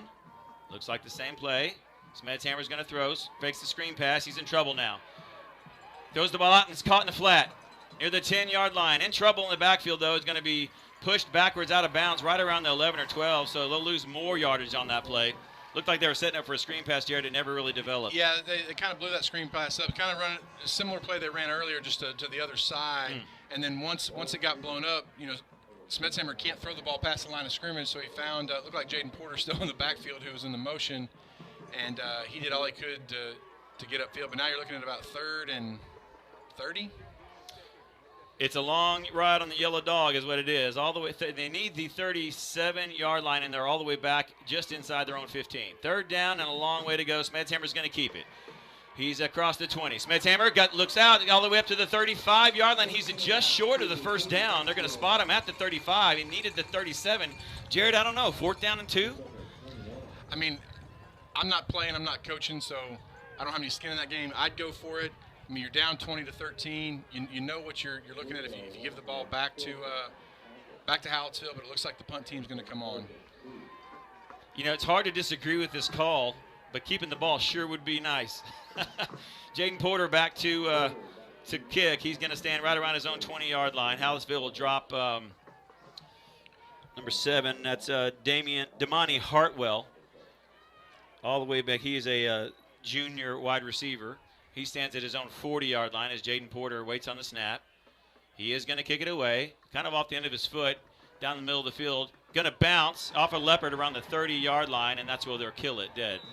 So they do get a kick. Good kick, no return, Jared. He pushes them all the way back to the 30-yard line. But, man, a real lost opportunity there. You suddenly go from a very long touchdown run that ties it up to yeah, and I think maybe they're going to talk about this. That ball certainly looked like it hit Hartwell, and he dropped it. And, of course, the Leopards fall on it right there. I think it's one of those things where if the Leopard defenders had jumped on that ball quick and acted like it was theirs, they might have sold that call. Well, they just threw the fumbled beanbag on the ground back around the 34-yard line. I don't know, or maybe they're saying that's where he – okay. We can't hear. There's not a good speaker, but the official – I thought it did go off the back of a Leopard's leg. And maybe that's what it hit, but it looked like – I mean, at least initially it looked like it hit Hartwell, so – So it's 1st down and 10 from the 34-yard line. 7 minutes remaining here in the first half. The Leopards just watched a really good opportunity, and what we thought was a long Ben Smetshammer touchdown run to tie the game. Came back on a holding penalty, and then they did nothing but go backwards from there. And now Hallettsville has it from their own 34-yard line. Patek, the quarterback, he's got Brooks back there with him. 4 wides, 2 to each side. Patek hands it off. Brooks is going to be tackled near the original line of scrimmage, and they'll say maybe a gain of 1. That's a good job there by Lorena's front 4. 2nd down and 9. Yeah, good job by Jackson Pitts coming up and making a big tackle. Gutshaw and Cody Thorne as well. As it looks like what Hallettsville's trying to do is put a man in motion to pull Dalen Browder or Drew Britton from their safety spots out of the middle of the field, and then you've got mismatches with Brooks once he gets past that defensive line. 4 wides, 2 are just off the line of scrimmage to the top of the field, 2 to the bottom here. Going to pitch it wide to Brooks. He's got the 35. He's got the 40. He's got a first down 45. Still on his feet, going to be pushed out in plus territory down to the 40. Actually going to mark him down just inside their own territory, right around the 49-yard line, of his own 49-yard line, I believe. It's hard to say. The official on the far sideline looked like he was signaling out of bounds at the 49 of Hallettsville, and now they're going to spot it on Lorena's side of the field. So, looks like they're going to give him the 48 of Lorena. That is a first down. 6:16 is where the clock stops. 1st and 10 for the Brahmas at Lorena 48. Yeah, I think it's just a solid, almost like a toss sweep there with those, like you said, those receivers lining up right there close to the line, to the offensive line. So 4 wides. This time we have 3 to the bottom of the field, 1 to the top. Patek and Brooks in the pistol. Patek's going to keep it. Knocked off his pins right around the original line of scrimmage. Big hit that time by Dalen Browder, I believe. Yeah, good job by Browder coming up, not biting on the play fake to Brooks, and big solid hit. I think again, David, if this Leopard defense can get a clean shot, they're hard hitters, and it'll take these guys down, and they're going to have to get this ball back. Hopefully with time to go down and score here in the first half. Clock running at 5:44 here in the second quarter. Leopards trailing 20-13. Hallettsville in a wing formation.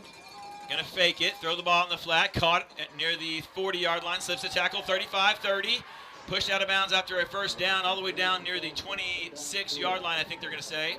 1st and 10 for the Brahmas. And that was Price Pruitt on that, and he got real lucky. He almost left about a half step too early, but wasn't called. And looks like do we have a flag on the play? Because the teams are still, at least the Hallettsville team is still around the original line of scrimmage. I would take a weareflags.com flag right about now. Personal foul, face mask against Lorena. So not the one we were looking for. Because that'll move the ball another at least half the distance to the goal. And so it's going to take it all the way down to about the 12-yard line for Hallettsville. And that's going to move us all the way down into the CF Supply red zone. All plays in the red zone this evening brought to you by CF Supply, Inc., reminding you to build with CF Supply. 5:27 on the clock, 20-13. The Brahmas on top and threatening again, 1st and 10. Inside the red zone at about the 12. They give it wide. Brooks inside the 10, down to about the 8. And that's where the scrum will bring things to a halt. And they'll say he made the 8-yard line, so he'll pick up a 5, Jared. Yeah, and that's an interesting play call there, David, where you've got Patek kind of putting the ball in the mesh, as they say, and running with Brooks, and then deciding based on what the Leopard defense does, either give it or keep it. He gave it that time, and good job by Gutshaw and the other Leopard defenders to hold him just a gain of 2. 2nd down. They can pick up a first down at the 2. It's 2nd and about 5 from the 8, from the 7, just outside the 7. Patek in the backfield. He has Brooks, and I believe that's Wood with him to the right. Wood started moving early. They give it to Brooks. He gets near the 5-yard line. There's no flag, but it seemed to me that Woods left early there. And that's what did something similar on the pass that he caught for the long gain that was extended by the face mask calls. He left about a half step too early, but it's just not getting called. Well, that'll bring up 3rd down and about 3 now. And this is a big play. Toby's Auto stats update, David. Hallettsville's 0 for 5 on 3rd down, so maybe the Leopards can come up with a big stop here. They've got Brooks and Patek in the backfield. 1 wide receiver to each side, tight end lined up left. Going to give it to Brooks. He's up the middle. He does not get in the end zone, and he is short of the first down by about a yard, Jared. You're right, 4th down and 1. Actually, they're going to mark him all the way back to the – so, yeah, about 4th down and 2 now. Yeah, it looked like no gain for Brooks there. The ball's still sitting at about the 5-yard line. And, again, I think if you're Hallettsville, you've got to go for it. You've got number 25, arguably one of the best backs in Class 3A. Boy, a huge, huge opportunity here for the Leopards if they can manage to stop Hallettsville. 3:32 remaining before halftime. This is a very important play. Hallettsville gets the ball to start the second half as well. You're talking about an opportunity if they score here to maybe even have a chance to put themselves up 3 scores right after halftime. We certainly don't want that. Clock running at 3:15. It looks like Hallettsville's going to let the play clock run down and call timeout. And they are. With a good play. We're going to go ahead and take a break with them. 3:13 remaining in the second quarter. We'll have 4th. Last 30 years, Dr. Jeff Bauer Dentistry, the best family dental care and cosmetic. On the Syntex Bond broadcast, sponsored right here on Look live streams. Family dental care and cosmetic dentistry. Dr. Bauer uses the latest in dental technology to provide a full range of services such as routine cleanings, exams, and x-rays. Restorative services like crowns, bridges, veneers, full and partial dentures, and teeth whitening. Surgical services such as extractions, implants, and sedation. Visit jeffbauerdds.com to schedule your appointment today or call 254-666-6292. That's Jeff Bauer Dentistry.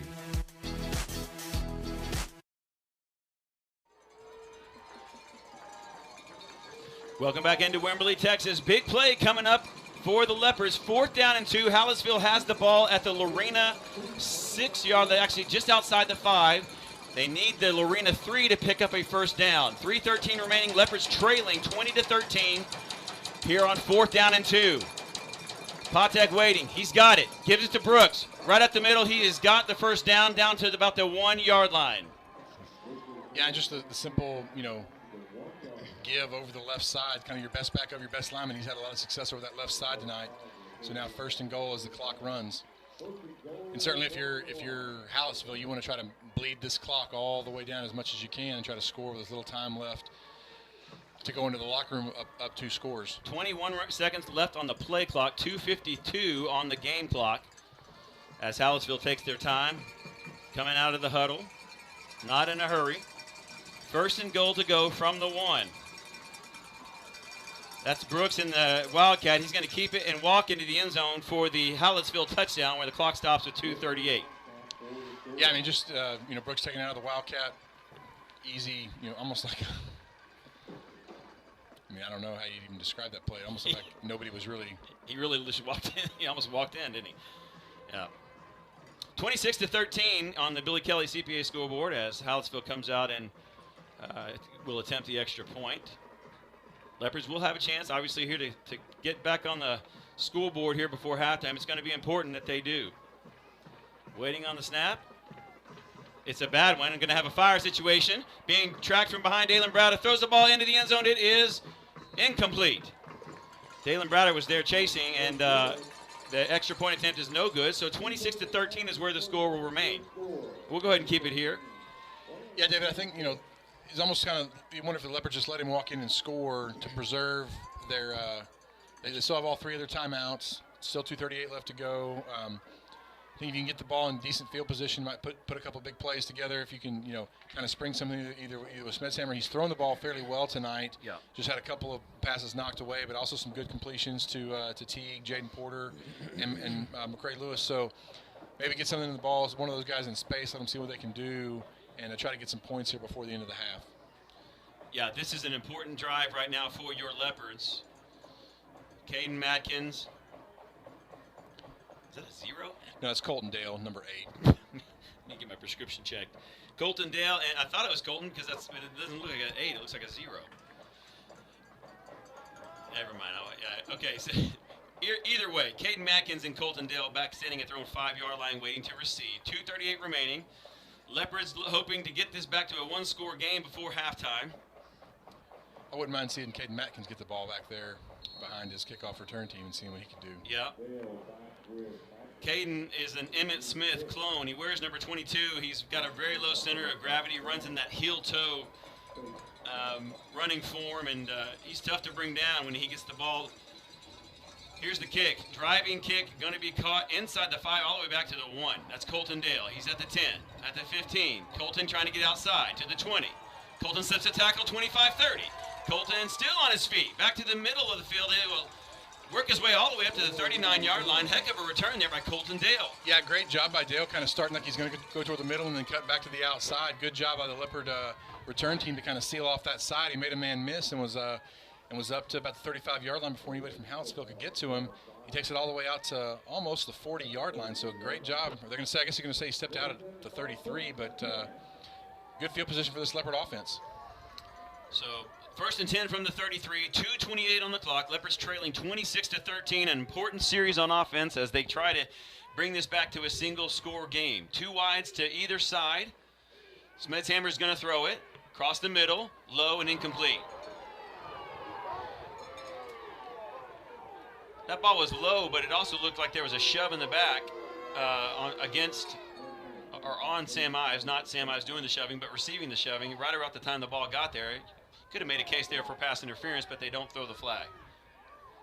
Clock stops at 2:24. 2nd and 10. Mickna and Smetshammer. Smetshammer waiting on the snap, has it. He's going to give it off to Mickna. Right up the middle, he'll make the 35, and then the scrum will push all the way up to the 38-yard line, I think is where they're going to say. Even the 39. So pickup of almost 5 or 6 there after the scrum moved it. 2:06 now. We're about to go into 2 minutes to play. Leopards facing about a 3rd down and a long 4. Or short 5. Smetshammer on a roll out to the near side. He's going to square up and throw. Caught out of bounds at the 48-yard line. 1st down Leopards. That's McCray Lewis. Great catch really he got both feet down, just needed the 1, but great catching and getting his feet down by McCray to pick up a big Jesse Bird Automotive 1st down, and he gets out of bounds. Leopards going tempo. Clock stops at 1:52 now, and the Leopards do get quickly back to the line of scrimmage. 3 wides to the top. Smetshammer rolling again to the near side. Looking downfield, will throw it. It's high and incomplete. It was intended for Will Teague right around the 40-yard line, but way over his head, incomplete. Yeah, and he had Teague open.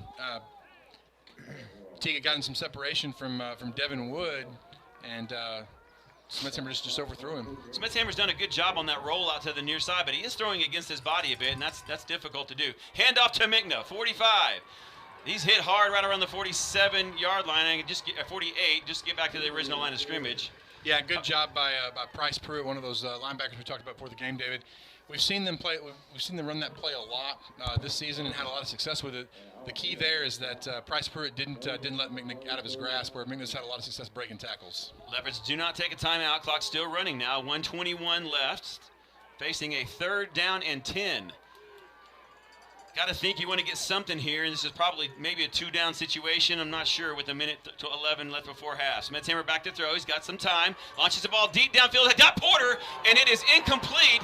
There was a collision right at the same time the ball arrived, and there's no flag thrown, and that'll bring up 4th down and 10. Yeah, it looked like the ball was thrown a little bit behind Porter, and he had to kind of slow down, and his defender who was behind him just crashed right into him a good half second before the ball got there. Not really sure what that back judge is looking at to miss that, but nonetheless, ball falls incomplete, 4th and 10 for the Leopards, and they're going to have to punt it away. Well, and Porter was holding his hand a little bit. His right hand, he's kind of waving it around. Maybe it was hit on the play, but now he has to go back and punt. He stands at his own 35-yard line. He catches it. He kicks it away, end over end bounding, going to bounce at the 30 and hop straight up in the air. Now take a Hallettsville bounce all the way back to the 34-yard line. So, 57 seconds is plenty of time we've seen for this Hallettsville offense, and they've got the ball at their own 34-yard line, up 26-13 on the Leopards. Yeah, going to be, can't stress this enough, a huge series for this Leopard defense right here. It's only 57 seconds left in the 2nd quarter. Hallettsville, I think, still has 2 of their timeouts, but that's an eternity with Jonathan Brooks and Trace Potek in the backfield. Yeah, with Brooks back there, you need about 8 seconds to score. And they got more than enough time right now. Brooks is lined up left, 2 wides to either side for Hallettsville. They send Wood in motion. Potek going to stand up and throw. He's got a man all the way down there by himself, just over his hands, incomplete. Yeah, and we saw they ran that same play for a touchdown against Academy 2 weeks ago, where they kind of faked the jet sweep to to Devin Wood, and then the tight end almost just goes up the seam, and he's wide open because everybody's expecting either Brooks or Hill or Wood to get the ball. And Patek just overthrew his man. Leopards trailing 26-13. There's 52 seconds left before halftime. Hallettsville with the ball at their own 34-yard line, facing second down and 10. Here they come out of the huddle. Brooks is back there with Patek. They send Wood in motion. He'll reset to the near side. There's twin receivers to either side. They give it off to Brooks. 35, tripped up right around there. They'll give his forward momentum up to the 30, so they'll give him a pickup of about 3, just under 3 yards. Third down and about 7. Clock running, 37 seconds. Patek waiting on it. He's got it. Gonna throw a screen to the near side. Caught, 40. Look out, 45-50, run out of bounds in Lorena territory right around the 45-yard line. That'll stop the clock with 26 seconds. Yeah, it looked like Cade Walker and Colton Dale both knew what was coming, but Dale got blocked out of the play by the inside receiver as he threw the kind of that wide receiver screen to Ty Gerke, and he's ran up the field for a first down. So Devin Wood and Chase Yannick split out wide to the top of the field. Patek on a keeper. He's going to be wrestled down right around the line of scrimmage. No gain. Clock running now 19 seconds. Hallettsville looking like they want to run another play. 15 seconds. Patek stands back there in the shotgun. Brooks lined up to his left. 10 seconds on the clock. Patek waiting on it. He's got it with 7 seconds. Looking to throw. He is nearly sacked in the backfield. Gets away. Throws the ball downfield. It is caught at the 25. Look out. Slips a tackle. 20, 15, down to the 13-yard line, and that will end the quarter before halftime. So Leopards managed to hold them out of the end zone, but they will trail by 2 scores as we go to halftime, 26-13. We'll be back with our H&M Landscape and Sprinkler halftime show. Right after this, you're listening to Lorena Leopards football on the Syntex Pond broadcast.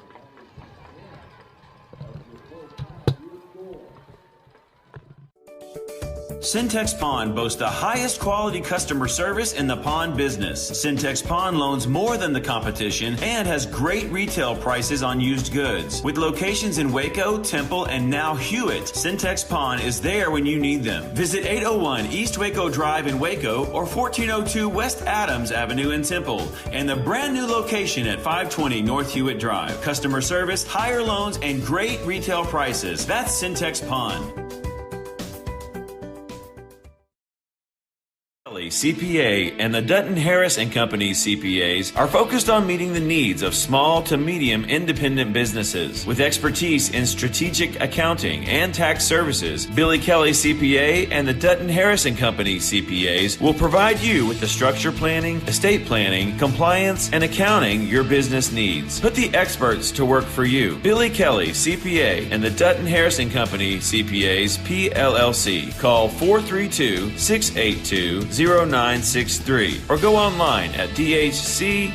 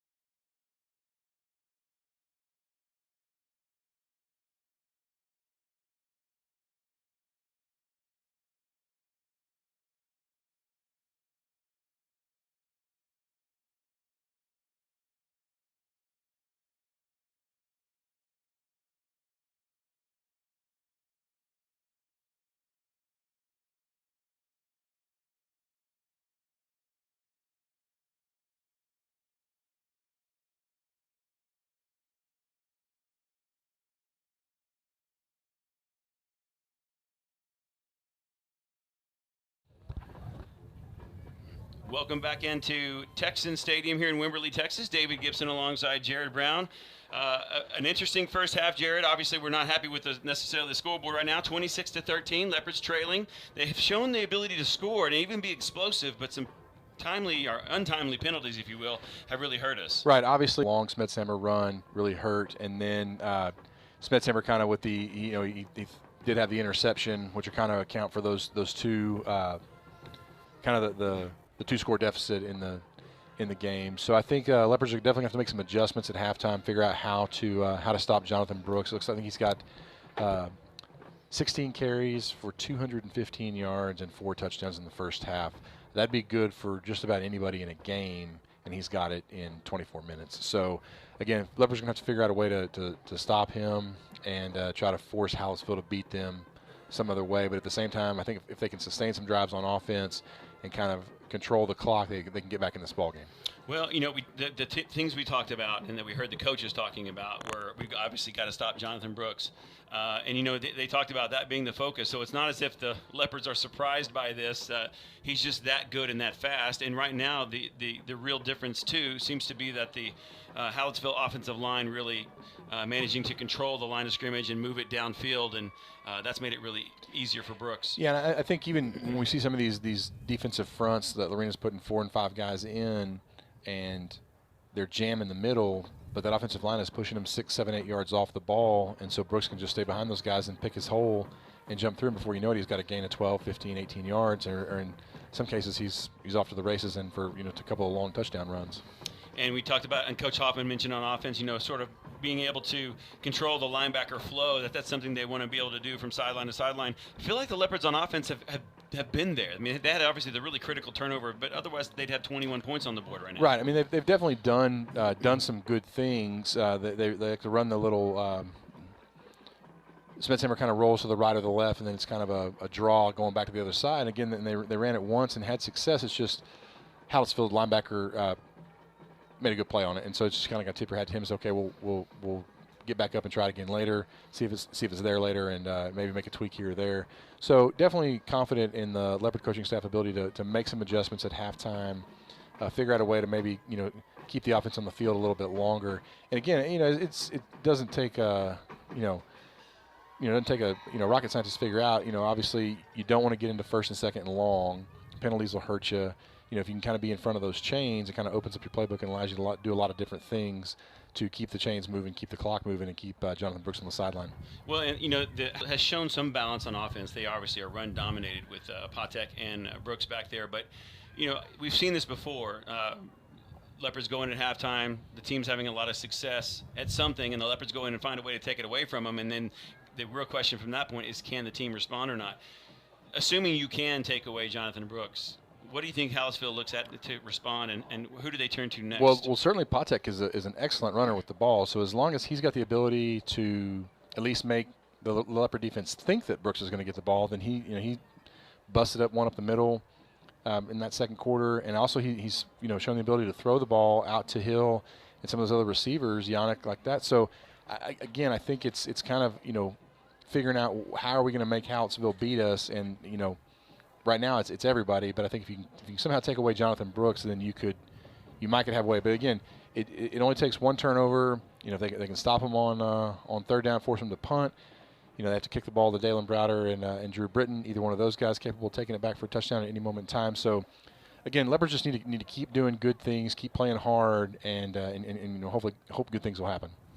We're going to go ahead and take it to a commercial break, and when we come back, we'll have an interview with our lead sponsor, that's Syntex Pond's own Cody Lee Lewis, the father of McCrae Lewis, and a multi-year sponsor for us here at Look Live Streams. We certainly appreciate his generosity and are making us able to be on the air. So we'll take a commercial break. We're at halftime in the H&N Landscape and Sprinkler halftime show. Leopards trailing 26-13. Here at halftime, we'll be back with more of the H&N Landscape and Sprinkler halftime show right after this.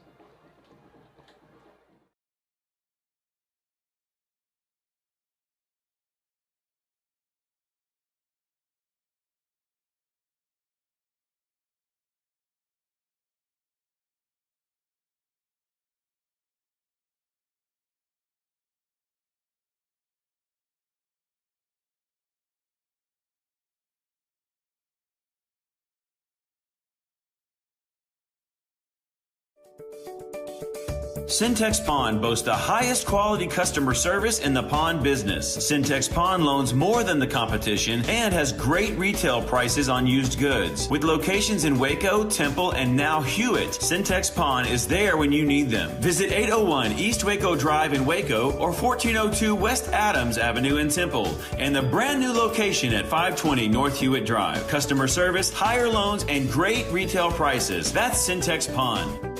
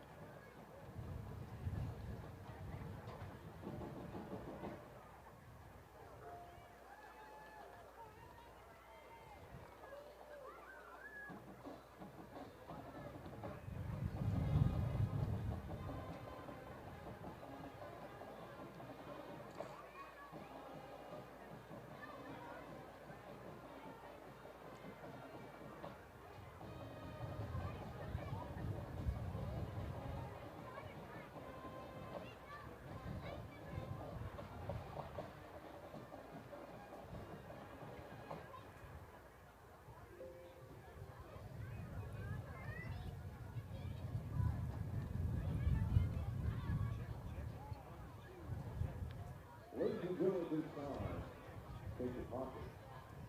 Here's that a key ball has been lost.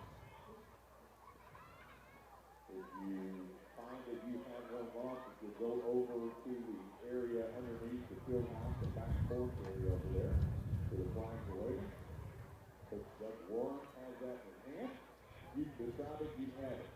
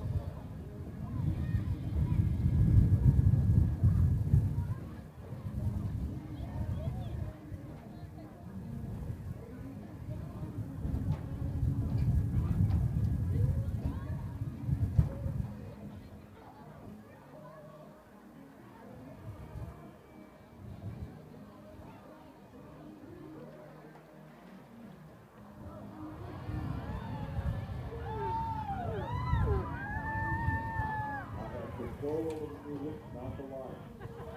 I'm not saying a move here.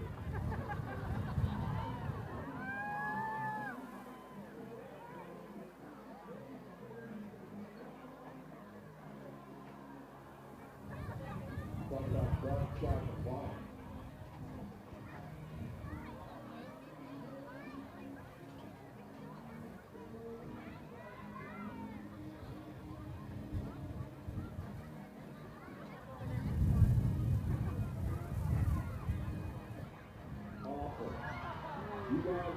You guys use your phone and your camera lights. That's awesome. Thank you.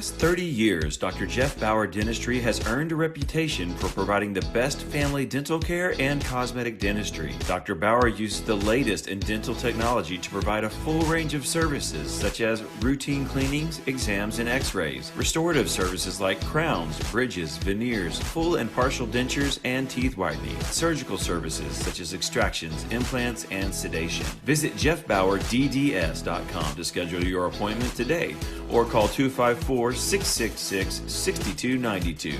That's Jeff Bauer Dentistry. Hello, everybody. David Gibson. We are joined by the man, the myth, the legend, Cody Lewis of Syntex Pond. And Cody, thanks for taking the time to sit in with us. Hey, thanks for having me. Yeah, so it's been a multi-year relationship with you and with Syntex Pond as far as the lead sponsor for our broadcast. Obviously, we appreciate that. We couldn't be on the air broadcasting the games without you. But would you talk just briefly about your decision to continue to be that lead sponsor and why that's important to you in Syntex Pond?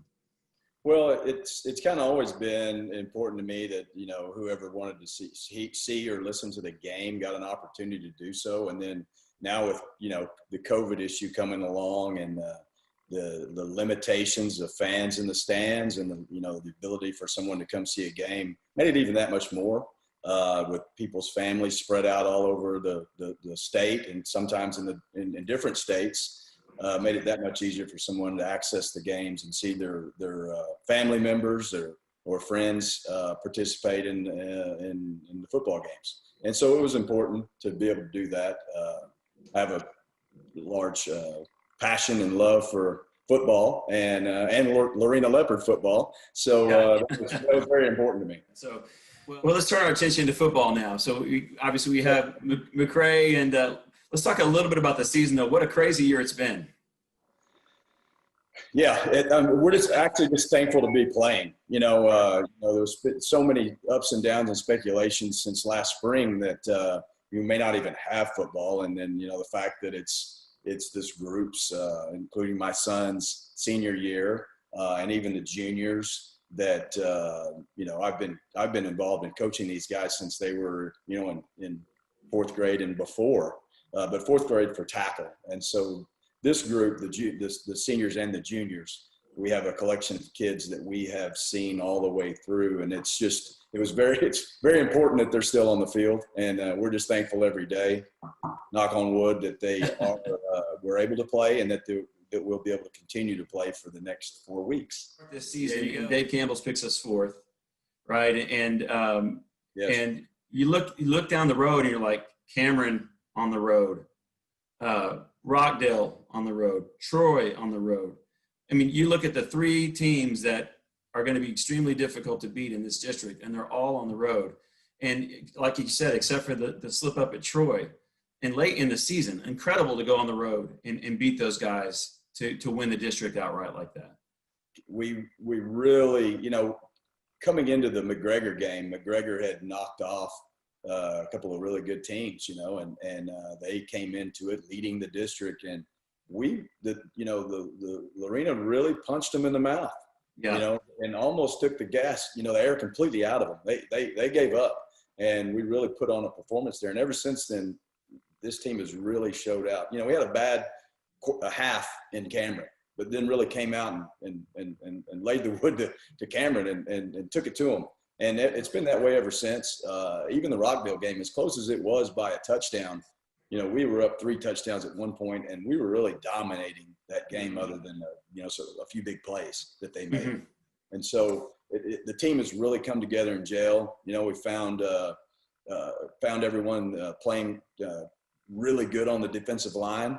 We found a punt returner for sure that's not afraid to go get the football. Yeah. Bring it back. Old Browder, he's a tough kid. He's tremendous.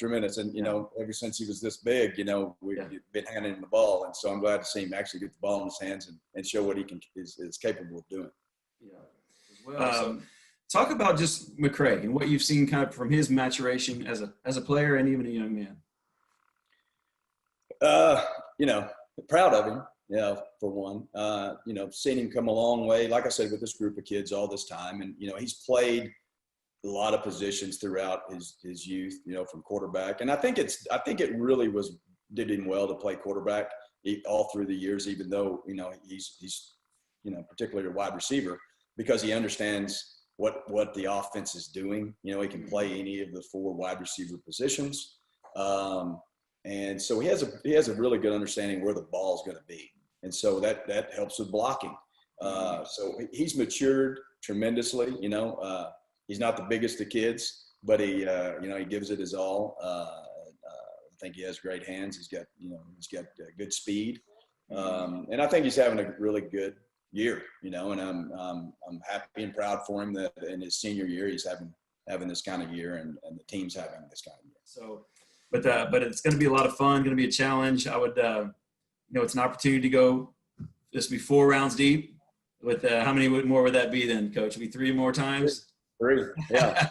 Yeah, 3 more. And I firmly believe this game is a catalyst for that. This is a key. If we can win this game, if the Leopards can pull this one off, there's a good shot of this, you know, being where Jerry Jones is. Let's hope for it. Let's hope for it. Let's hope Syntex Pond Broadcast has got 3 more games under his belt after this one for sure. So, Cody, I appreciate you joining us today and having a chance to talk about everything from the season to McRae to Syntex Pond. We appreciate your time and, of course, always your generosity in terms of your support. So we look forward to seeing you guys Friday night, hopefully after our Leopards win. We appreciate it, and thanks for having me. You bet. Bye. All right, let me I'll cut the record here. Okay.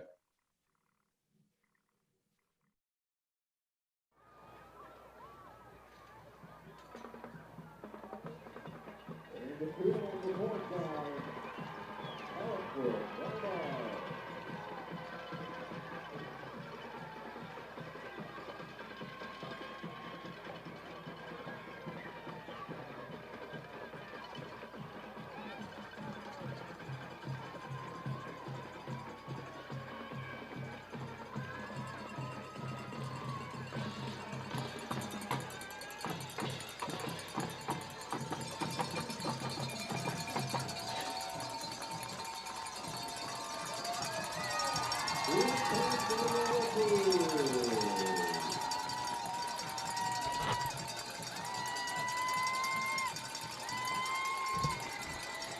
Welcome back into Wimberley, Texas. David Gibson and Jared Brown, along with Clay Gibson on the board tonight. We're just about a minute away from the start of the second half. Leopards trailing 26-13 in a game, Jared, where they really do find themselves back on their heels. And Hallettsville to get the kickoff here to start the second half. What needs to happen in the second half for us to turn this thing around? Well, I think, David, what we talked about, obviously they're going to have to make some adjustments, both offensively and defensively. They have not found a way to stop Jonathan Brooks yet.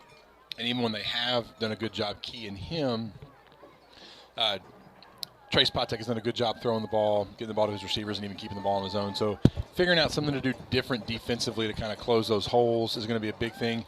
And then I think just, really eliminating some of those mistakes on offense that'll allow those big plays like the Ben Smithhammer run to stand. And then really, if you can get the ball, try to grind out some drives and keep the ball moving, keep the chains moving, keep the clock running, and try to get back into this game. And then, as we say, it's going to take obviously with Ben had the 1 interception in the first half, so that's key. If the Leopard defense can get a turnover, then who knows what can happen. We've seen them come back. They've been down by 2 scores earlier in the season, so see if they've got any magic left in their hat. We might start the second half with an onside kick.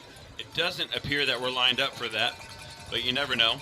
But we're about to get back underway here on the Syntex Pond broadcast. Here goes McRae Lewis. He pooches a kick short sideline. Going to be fair caught at the 33. And Hallettsville will take over there 1st and 10.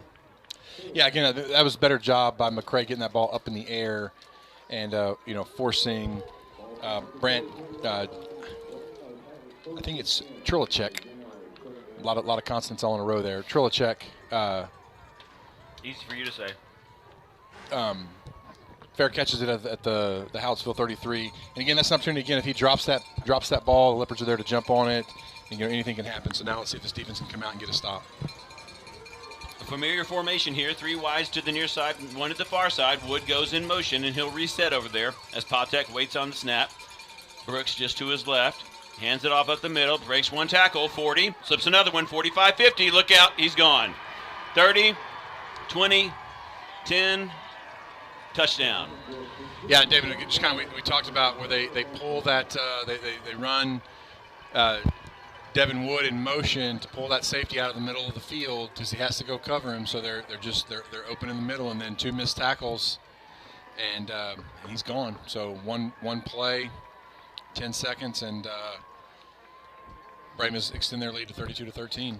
32-13. Jonathan Brooks on a 67-yard touchdown run in one play, 10 seconds long. And just about the exact thing you didn't want to have happen happened. Here's the extra point kick on the way, and it appears it's straight enough, and it is good. So 33-13. Leopards find themselves down 20. They do get the ball, though, when we come back. 11:50 left. We're listening to Lorena Leopards football on the Syntex Pond broadcast right here on Look Live Streams. CPA and the Dutton Harris & Company CPAs are focused on meeting the needs of small to medium independent businesses. With expertise in strategic accounting and tax services, Billy Kelly CPA and the Dutton Harris & Company CPAs will provide you with the structure planning, estate planning, compliance, and accounting your business needs. Put the experts to work for you. Billy Kelly CPA and the Dutton Harris & Company CPAs PLLC. Call 432-682-0963 or go online at dhc-pca.net.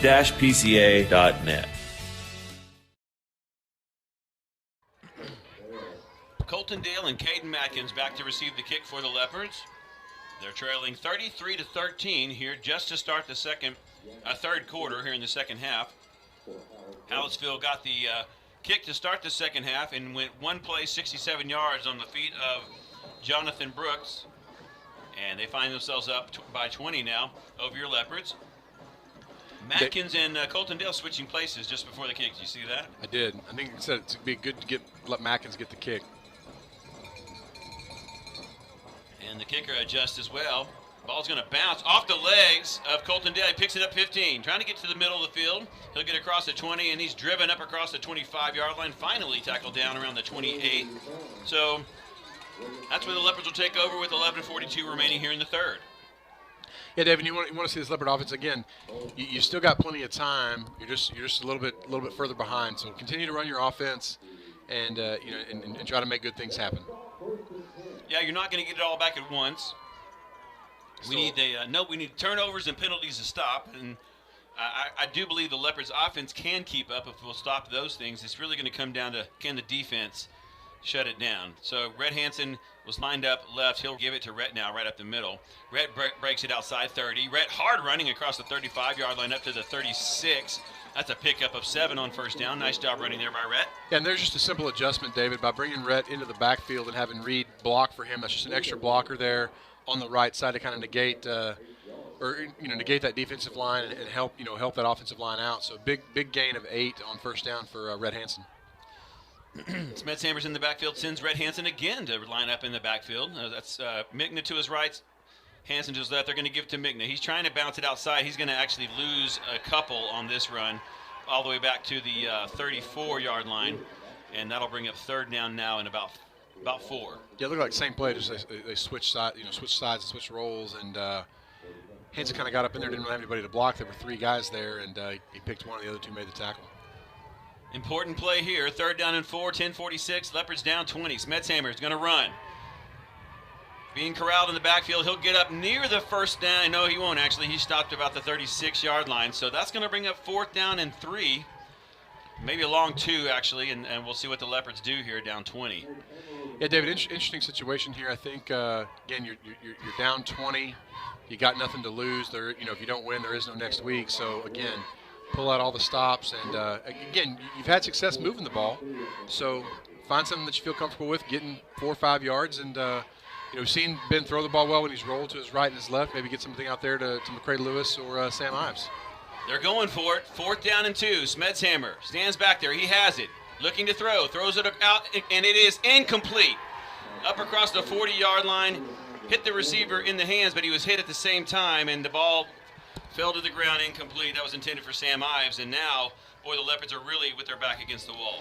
Yeah, unfortunate there. It looked like they had the play they wanted, and a good throw just through the hands of Sam Ives, and so Hallettsville's going to take over.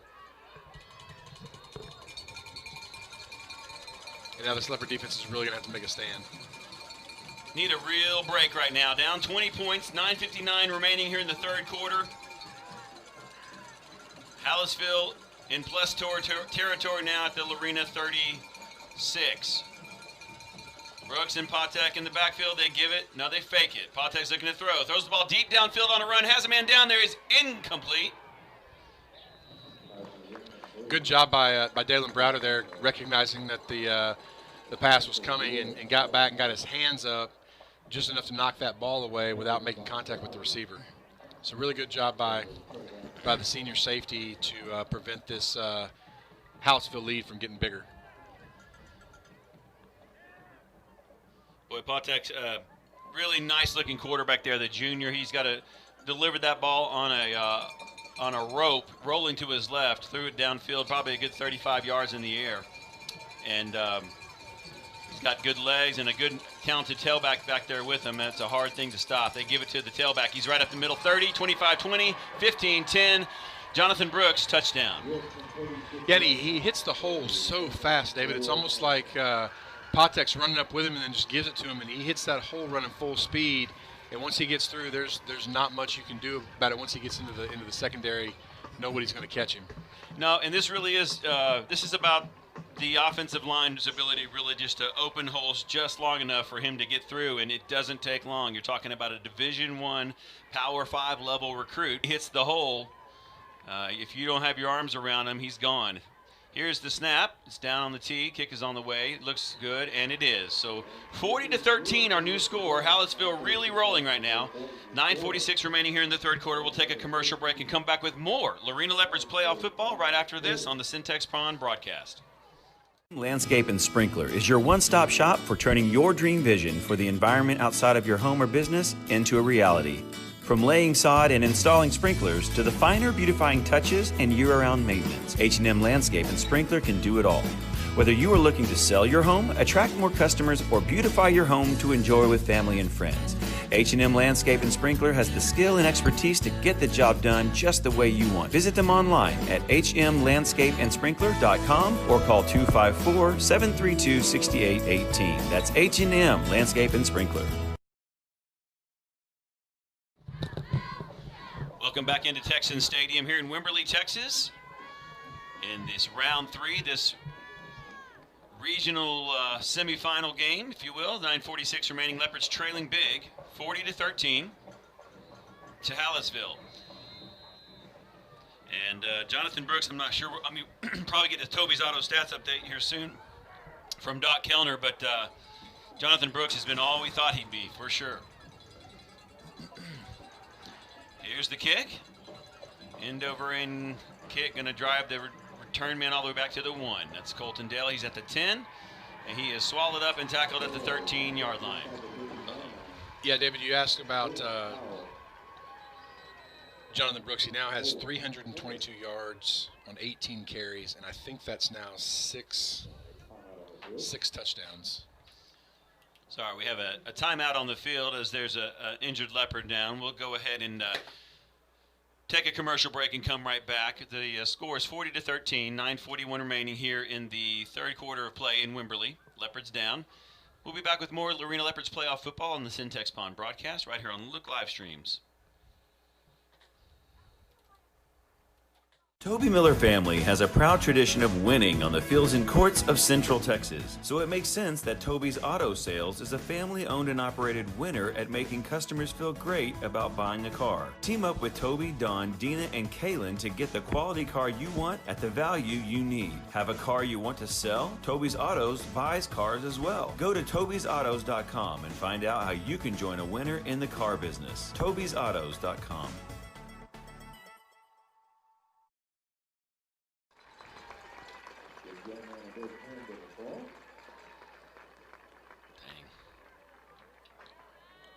Looks like it's the right leg. Welcome back into Texan Stadium as Aiden Ray is up and being helped off the field. Leopards take over at their own 14-yard line. First down and 10. Trailing big in the game right now, 40-13. And obviously, quite the uphill climb at this point. And if you're in this situation, the first thing you need to do is just score. You got to turn a 4-score game into 3 and then build from there. But right now the Leopards need to come out under their senior leadership at quarterback and move this ball downfield. It's Caden Matkins now in the backfield, joining Smedshammer. Smedshammer has it. Going to give it to Matkins. Actually, Smedshammer fakes it and keeps it. He's got the 20 up to the 25-yard line. First down and 10. Nice run there by Ben on first down. Yeah, good job by Ben following Matkins, and looked like Reed Migna in the backfield to pick up a big Jessup Automotive first down. And David, you talked about needing to score. Well, before you do that, you got to get a first down. That's right. And so now you've got a first down. You know you can do it, so get another one. So here are the Leopards with that tempo we talked about. Matkins lined up right this time. They're going to give it to Matkins. He breaks through. Matkins 30, gets a block on the edge, 35, stays in bounds, 40, and out of bounds at the 41. Another first down. That's consecutive runs of 11 and 15 yards on first down. Yeah, another big Jessup Automotive first down there, David. And again, Matkins just kind of, instead of following his blocker this time, cut it back and bounced it out to the left side where he had a lot of running room and is all the way up to the 41. Smedshammer now waiting on it, moving again quickly. Red Hansen slides over. They're going to give it to Matkins again. He's got the 40, 45, stays on his feet, 50. Look out, 40. Matkins hard to bring down all the way to the 42-yard line. In plus territory a bit. That's 3 consecutive first down runs on first down. Yeah, big tough run about Matkins. Broke a tackle there as he's followed Red Hansen into the hole and then kind of did a nice jump cut back to the left, and he was in the secondary before you knew it. Matkins providing a lift here to start the second half. Red Hansen again slides over, now slides back. Smedshammer throws, batted down at the line of scrimmage. It was going to be intended for Jaden Porter, but it falls incomplete. That'll bring up second down and 10, clock at 8:47. Good job by that big defensive line for Hallettsville. Just, as Smedshammer kind of stopped a short drop and goes to throw it, kind of telegraphed it, and they got their hands up in the air and knocked it down. Hallettsville, a lot of size on both sides of the offensive and defensive lines. They're certainly difficult to move, and that defender did a good job staying in the throwing lane and knocking it down. Smedshammer hands it off to Matkins. He bounces outside. Matkins 40, Matkins 35.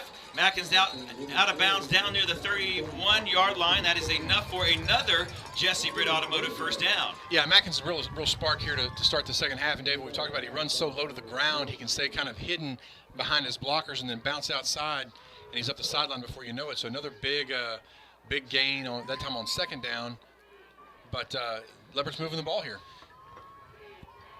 Runs hard. He's hard to get your arms around because he is so low to the ground. Does a really nice job running. Smedshammer going to give it again to Matkins. He's doing the same thing again. 30. Matkins down to the 26-yard line. A pickup of about 4 there on first down. I'll bring up second and 6. Yeah, good job by that Leopard offensive line. Riley Boozer and Colin Bernardi getting out there on the edge and blocking. 8:20 now. 8:19 as the clock continues to run. Leopards trailing big in the football game. They're down 40-13 with a little bit of momentum here on this drive. Smedshammer throws. Caught. Incomplete, actually. It went right through Will Teague's hands and spun him around, and it's incomplete. So that'll bring up third down and 6. They need the 20. Ball currently spotted at the 26 of Hallettsville. Yeah, and that what you want to see is Caden Matkins comes off the field limping. Caden holding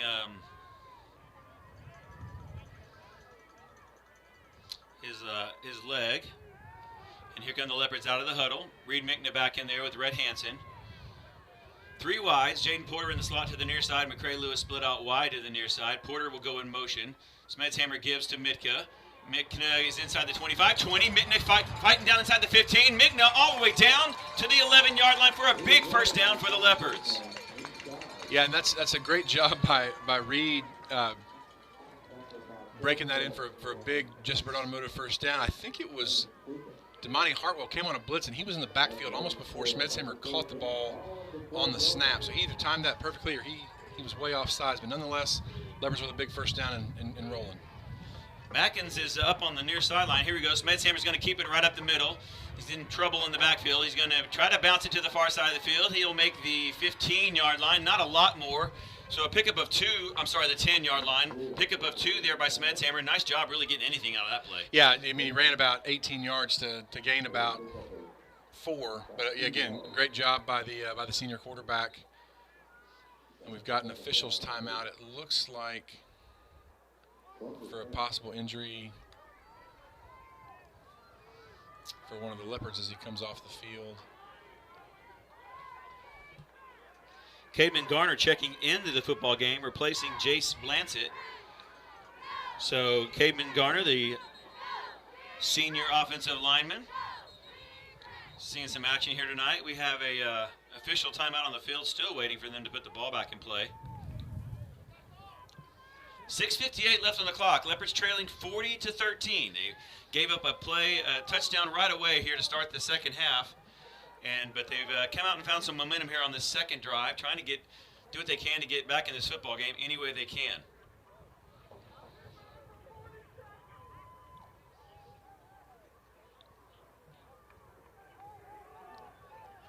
Officials starting the clock. Actually, they're setting it at 6. Well, now the clock is running. All right, so it's 6:50. Leopards facing second down and about 8. Smetshammer has it, looking to run up the middle, got the 10 and down to the 8-yard line, so a pickup of 2. That'll bring up third down and about 6. Yeah, it looks like Smetshammer following both Reed Migna and Red Hansen up there into the gut behind those offensive linemen, looking for anything, just trying to move the ball forward. So big third down here. I think obviously in 4-down territory if you're for the Leopards. Leopards all the way down here in the red zone, the CF Supply red zone, trying to get it in the end zone. Smetshammer on an option. He keeps. Smetshammer 5. Smetshammer towards the end zone. Smetshammer! Leopards touchdown! Yeah, great job by Smetshammer. I thought he was going to pitch it out to Migna as he had the pitch man, but it almost like he kind of dipped his shoulder a little bit and made the Hallettsville defender think he was going to pitch it, and he cut it back in and then just was not going to be denied before getting into the end zone. Well, they needed that desperately. Obviously, every time we touch the ball from this point forward, we need to score. 6:11 is where the clock stops as McCray Lewis comes on, and with Sam Ives as his holder. Cody Thorne checks in. Play clock at 15 seconds. Cody needs to hustle. All his teammates are waving him in. McCray Lewis stepping off his steps as the clock dips down to 8. 7. Sam Ives calls for the snap, puts it down. McCray swings his leg. Kick is on the way, and the kick is good. So the Leopards close the score to 40-20 with 6:11 remaining here in the third quarter of play. We'll be back right after this commercial break. You are listening to Lorena Leopards Playoff Football on the Syntex Pond broadcast right here on Look Live Streams.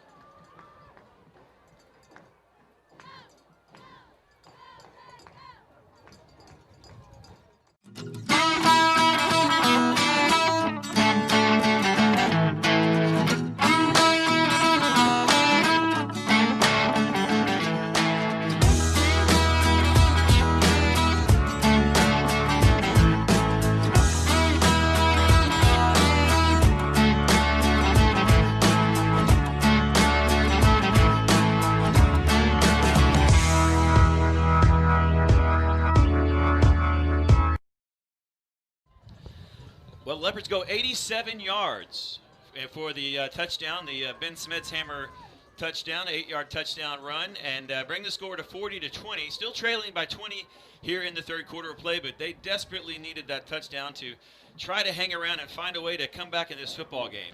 Yeah, great job by Caden Matkins at running back on that drive, David. 11 plays, 87 yards. That's what we kind of talked about. They need to sustain some drives, grind some clock, still run your offense, and then now do something on defense to get the ball back. Matkins being tended to here on the near sideline. He did come off limping there late, and it looks like they're working on his ankle, but he appears to be maybe wanting to come back in. Onside kick takes it, Lorena Hoffman, it is! I've not seen a signal, but it looked like Lorena caught it.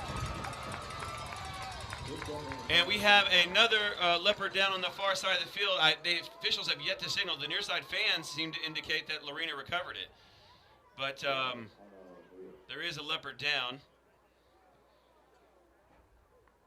Have yet to see who it is, and they do indicate it's the Leopards football. So a beautiful onside kick that time by McCray Lewis. Took the absolute picture-perfect hop right over the return man's head, and the Leopards were right there, executed beautifully. We do have a Leopard down. We're going to go ahead and take a commercial break. There's 6:08 remaining here in the third quarter. Leopards recover the onside kick, trailing 40-20. Back with more Leopards football on the Syntex Pond broadcast right after this. I think he...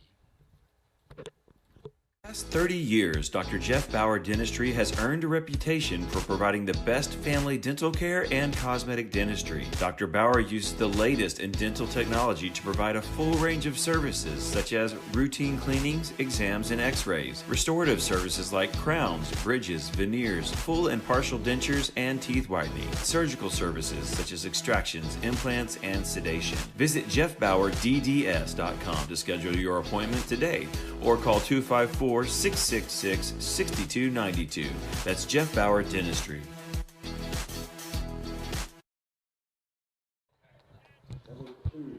Colton Dale up off the field, walking his way, being escorted off the field, but Colton, I believe, is the one who recovered that kick, Jared. It looked like it took that perfect bounce right over the Hallettsville defender, and Dale caught it. The problem is that when you're coming down for that ball, you're not seeing who's coming towards you, and he just got absolutely pie-eyed by about 2 or 3 Hallettsville defenders. Hung onto the ball. Leopards are going to take over at the Hallettsville 44. Leopards with a little momentum now, trying to get back in this ball game, trailing 20, 6:08 remaining in the third quarter. Porter in motion to the far side. They're going to give it to Porter. Porter jumps a man 40. Porter 35. Porter wrestled down near the 32-yard line, and look out if Jaden Porter doesn't have a little fire in his seat. Yeah, Bryce Pruitt held on and made the touchdown saving tackle as Porter took that ball around the right side, hurdled the defender, and was. That's as explosive as I've seen Porter in a while.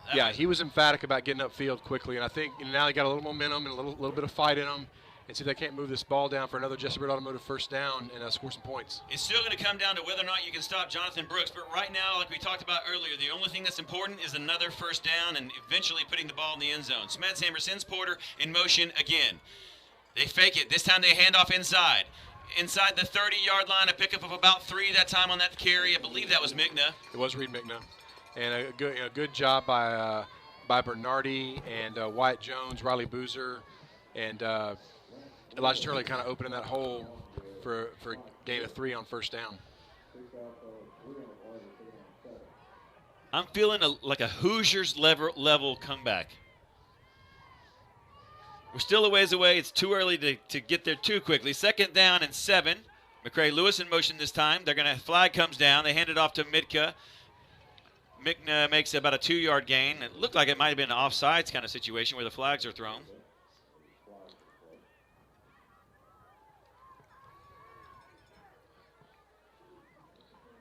They false start against the Leopards, unfortunately. That'll mark them back 5 yards and bring up 2nd down and about 12.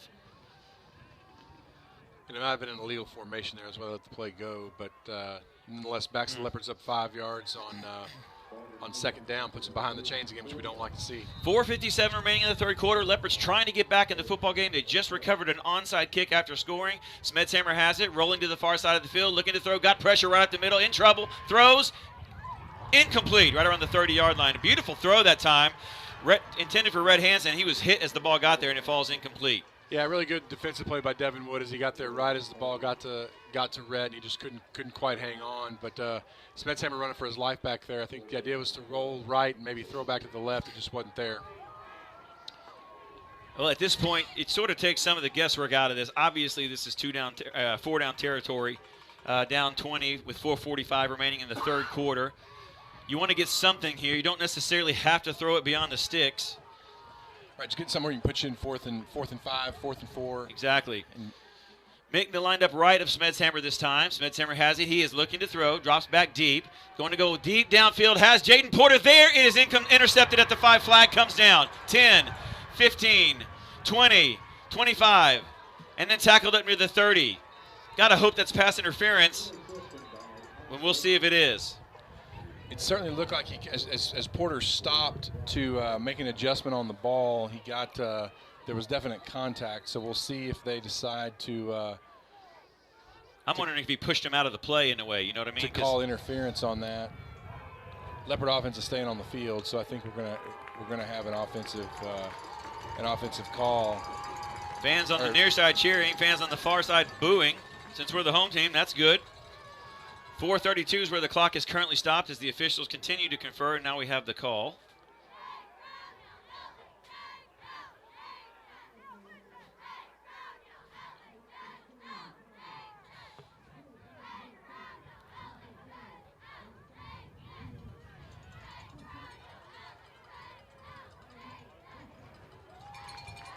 Okay. So it looked like that may have been a sideline warning against Lorena, which is their first warning. So it's just a warning. And then there also was the defensive pass interference, which would be 15 yards. So it is a first down. Leopards will retain possession, and so we are flags.com, flag on the play. 4:32 on the clock as the Leopards to the line of scrimmage quickly. Mickna lined up left, Smedshammer. Got Red Hansen in the backfield. They hand it off to Mitka. He's bouncing around in the backfield looking for a lane. Gets forward for about a 3-yard gain. That'll bring up 2nd and 7. Yeah, I think this may be a situation where the Leopards want to kind of go up tempo, as they had Hallettsville kind of moving around on the defensive line when they snapped the ball. So try to get another touchdown here before the end of the quarter. Well, and the good news here is that the Leopards defense has been off the field for quite a while, and that's good. Obviously they need rest and everything that we can at this point to stop the offense for Hallettsville. Here's Smedshammer. Waiting on the snap, has it. He's going to run behind Mickna. He's got the 15. Smedshammer towards the line of towards the 10, and inside the 10, they're going to spot him actually down right around the 9, very close to a first down. And the official signals first down, Leopards. Yeah, another big Jessup Automotive first down by the senior quarterback Ben Smedshammer, as he just follows Mickna and Hansen through there and kind of makes one cut and goes and picks up just enough for the first down. 3:42 remaining in the third quarter. Leopards again trailing 40-20, but they're knocking on the door at the 9-yard line. 1st and goal to go in the CF Supply red zone. Red Hansen offset as an up back to the left. He'll slide now to the right as Smedshammer receives the snap, gives to Mickna. Mickna drives his way forward inside the 7-yard line. Pickup of about 3 on that gain. Yeah, just a simple give over the right side. Mickna does a good job kind of spinning away and picking up an extra yard. So good job by Reed on first down as the Leopards look to push it in. Leopards trying to take a 3-score game down to a 2-score game as the clock goes into 3 minutes here in the third quarter. 3 wide receivers to the near side. Mickna's lined up left. Smedshammer turns and looks at Coach Hoffman on the sideline. Gets a new call. Communicates with the offensive line, and now he'll step back and line up just to the right of Reed Mickna. Smedshammer has the snap. He's going to run. Getting pressure from the backside. He cuts up 5 down to the 4-yard line. So a pickup of about 3 on that carry. And that'll bring up 3rd and goal from the 4. Yeah, looked like a little bit of miscommunication there as Smedshammer kind of caught the snap and stood there and then realized, hey, I better take off running because there's nobody over here, and they're all run blocking. Clock's at 2:15 here in the third quarter. Absolutely imperative that the Leopards capitalize with 6. Smedshammer rolling to the far side of the field. He steps up, in trouble. He's going to throw. It is caught at the goal line, in for the touchdown. What a play. Is that Jackson Pitts or Reed Mickna? That was Reed Mickna on that. Wow. David, he kind of came out and ran a little bit of a route, and Smedshammer was going to keep it, and then at the last minute just flipped it out there. Reed made a great catch and then ducked in just inside the corner pylon for a big Lynn's Pharmacy Hewitt touchdown. Wow, incredible throw that time. Smedshammer held the ball absolutely as long as he could, giving Mickna time to get in that out route, and a beautiful throw that time by Smedshammer and a terrific Lynn's Pharmacy Hewitt touchdown. So Leopards managed to capitalize here in the red zone, and they've cut it to a 2-score game. Here's the extra point, holds down. McCray Lewis's kick is on the way, and it is good, just inside the right upright. So with 2:05 remaining, the Leopards are not dead yet. They have life, down 40-27. We'll be back with more Lorena Leopards playoff football in the Syntex Pond broadcast on Look Live Streams.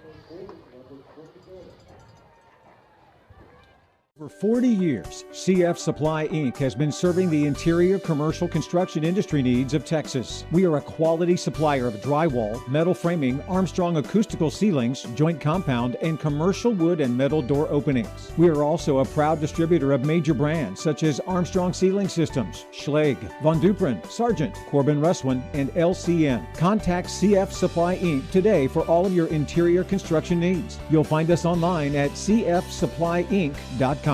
Build with CF Supply. Welcome back into Wimberley, Texas, with 2:05 remaining in the third quarter. Leopards trailing 40-27. Just moments ago, we're down 40-13 and have taken and gained some momentum here in the third quarter of play, scoring on their second offensive possession of the second half, then onside kicking and recovering it, and now punching it in with just 2:05 left in the third. You know, here Jared, obviously stopping Brooks is going to be the key. Do you even kick it to him? Or are we kicking an onside kick here? I don't know. I just know that the Leopard offense has run 19 consecutive plays. The last drive, Toby's auto stats, 8 plays, 44 yards for the touchdown. The last 4 coming the pass from Smetshammer to Mickmas. So see what the Leopards have in store here. McRae Lewis approaches the ball. This time he's going to pop it in the middle of the field. Going to be caught and immediately downed at the 33-yard line. So trying to get that in-between ball to drop in between the coverage there, or the return coverage, and it's fair caught instead. So Hallettsville takes over. Lorena back in the game, though, Jerry. We can get a stop here. Still plenty of time on this game clock. We just got to figure out a way to stop that demon in the Hallettsville backfield. Yeah, if said the way Brooks gets that ball, he's getting it going full speed, and it's almost can't turn and run fast enough. Well, Jonathan Brooks lined up right. They're going to send a man in motion. Patek's going to keep it. He's got the outside. He's got the 35. Here comes a flag. 40, be tackled out of bounds up near the first down marker. But flag thrown in an area where you might think holding. Yeah, it's definitely holding. It looked like Kason Pitts was tackled and taken to the ground. It's an easy call by the referee for weareflags.com, flag on the play. David, go to weareflags.com, enter promotional code Leopards, and you get 10% off your order. Shane Phillips doing a great job. I know he's going to be out at the out downtown tomorrow with a bunch of his stuff. So, again, good job by Pitts getting inside there and forcing the hold, and really this puts Hallettsville behind the sticks, as they say. And again, maybe the Leopards can get a stop here and get the ball back. So 1st and 20 for Hallettsville. Yeah, at this point, this is a critical moment because they do catch a break here and really need to find a way to get Hallettsville off of the field. But again, we're going to see this man go in motion. Here's a snap. They give it off. Brooks tackled up near the 28-9 line. Pickup of 7 or so on that carry. Yeah, good job by Gutshaw there and Cody Thorne to hang on and keep it to a minimal gain. Yeah. Okay, so 2nd down, and it looks like about 14 from here. They do pick up 6 on that 1st down. As Hallettsville takes their time, 17 seconds on the play clock, 1:24 on the 3rd quarter game clock on the Billy Kelly CPA scoreboard. Brooks lined up left, 3 wide receivers to the near side, 1 to the far side. Patek steps up, communicates, now turns, takes the snap, gives it to Brooks. Brooks hit at the line of scrimmage. He'll fall forward across the 31-yard line, and that'll bring up 3rd down and 13. Yeah, really good job by Gutshaw, Cody Thorne, plugging that center of the line there. Baxter Bankston and Jordan Jackson also doing a good job on that line, as Callan Weaver was able to get in there and kind of shut him down for a minimal gain on 2nd down. Big 3rd down coming up for this Leopard defense. Particularly big because the clock's at 41 seconds here in the 3rd quarter. Game clock, play clock all the way down to 13. Would really like to get the ball back and not let Hallettsville carve into that 4th quarter clock. Here we go, 3rd down and about 12. Patek rolling to the near side. He'll step up, sling it out there. It's caught across the 40 and up across the 45, out of bounds. 1st down, Hallettsville. Yeah, and Leopards did a good job. Drew Britton and Dalen Browder getting over there, and really had Ty Gerke. If they had been able to tackle him out of bounds, he was still going to be short of the 1st down, but he's able to get a few extra yards and move the chains. And just a terrific throw by Patek there on a rollout to the near side. He fires a laser out in the flat, caught, and then, like you mentioned, Gerke there to pick up the big 1st down. So that will take us to the end of the 3rd quarter of play. When we come back after this break, Hallettsville will have it 1st and 10 at their own 46-yard lines. Leopards down, but they've managed to fight their way back in this football game. Down 40-27 with 1 quarter of play. You're listening to Lorena Leopards football on the Syntex Pond broadcast on Look Live Streams.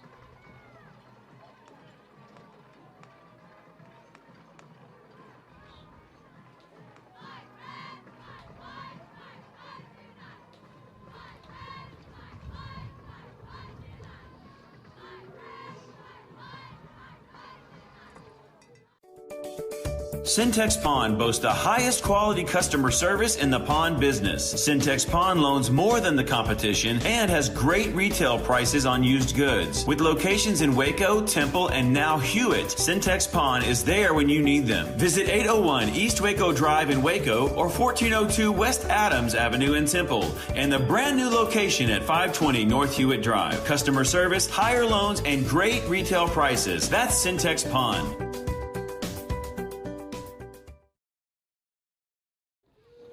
Welcome back into Wimberley, Texas, here on the Syntex Pond broadcast. Leopards down 40-27 as we enter the fourth quarter of play, Jared. Yeah, looks like on this side of the bracket, Columbus did defeat Yoakum earlier today, 38-22. So the winner of this game tonight gets the Columbus Cardinals next week. Yeah, Hallettsville breaks the huddle. Patek and Brooks said it all night long, together in the backfield. Yannick Chase goes in motion and resets to the far side of the field. Patek up the middle. 50, knocked off his pins right at the 50, a pickup of 4 on first down. Yeah, good job by Drew Britton and Dalen Browder coming in from their safety spot and laying a good lick on Patek as he kept it that time. So in the game for Lorena on defense, you've got Baxter Bankston, Joe Gutshaw, Brody Neiswanger, and I believe that's Case and Pitts on the far side, or maybe I can't tell exactly from here. Wood goes in motion, 3 wide receivers to the near side as Patek takes it and hands it off to Brooks. He bounces it outside, lots of trouble here, 40, 30, down to the 29-yard line. So first down for Hallettsville inside the Lorena 29-yard line. Yeah, Dalen Browder catching up to Brooks and making the touchdown-saving tackle. You know, I hadn't seen the explosion from Brooks on film that I've seen here tonight. He appears to just be, getting stronger and stronger. Obviously he had a nice speed, but I hadn't seen the burst from him that he's displayed tonight. He's hitting the hole quickly and just too much momentum for this first wave of tacklers to try to bring him down. 2 backs in the backfield along with Patek. They give it off to Brooks. He's at the 25, 20, 15, 10. Into the end zone, touchdown, Hallettsville. Yeah, and again, it's so difficult because those Leopard defenders have good angles to catch Brooks, and he just turns into another gear, and before you know it, he's by you. So, just simple off tackle as he's following his blocker and goes into the end zone to make the score 46-27 on the Billy Kelly CPA scoreboard. I'm going to bet that's the last time we kick him the ball. If we score from here on out, I got to think it's going to be, 11 minutes left. It's probably going to be anyway, but just too difficult. Here's the extra point kick. It's low, but it is true. And with 10:57 left on the fourth quarter clock, the Hallettsville Bremen lead 47-27 over your Leopards. Leopards will try to regroup here during the timeout. We'll come right back with more Lorena Leopards playoff football on the Syntex Pond broadcast right after this. CPA and the Dutton Harris and Company CPAs are focused on meeting the needs of small to medium independent businesses. With expertise in strategic accounting and tax services, Billy Kelly CPA and the Dutton Harris and Company CPAs will provide you with the structure planning, estate planning, compliance, and accounting your business needs. Put the experts to work for you. Billy Kelly CPA and the Dutton Harris and Company CPAs PLLC. Call 432-682-0963 or go online at dhc-pca.net.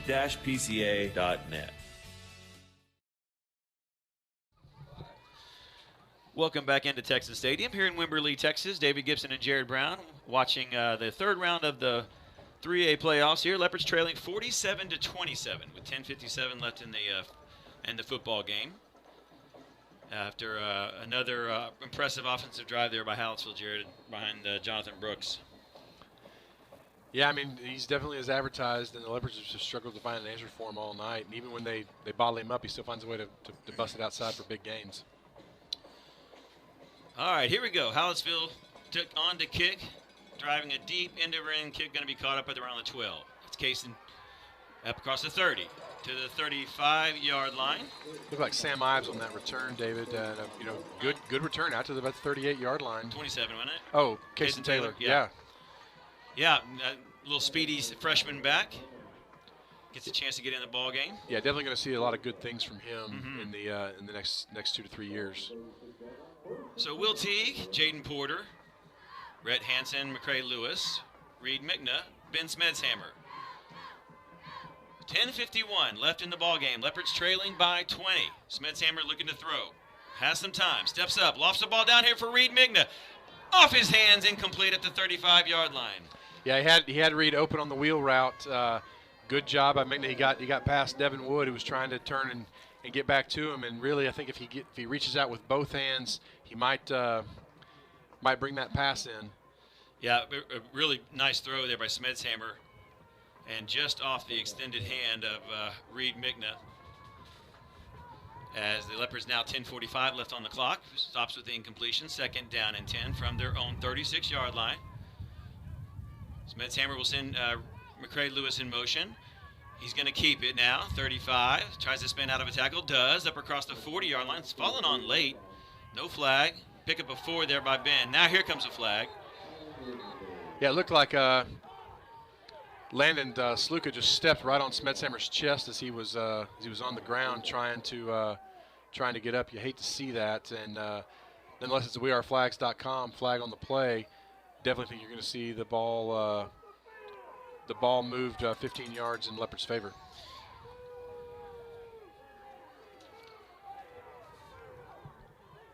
Landon Sluka, a senior defensive lineman. He's not a small person. Stepping on the chest of Ben Smedshammer, standing in there at 5'10". And I mean, the thing about it was was actually not even it was just blatant and no reason for it. Smedshammer's laying on his back, just waiting for everybody to kind of pile to kind of clear off of him. And as Sluka's walking over here, and it looks like we'll see what this call is here. Personal foul. Unsportsmanlike conduct.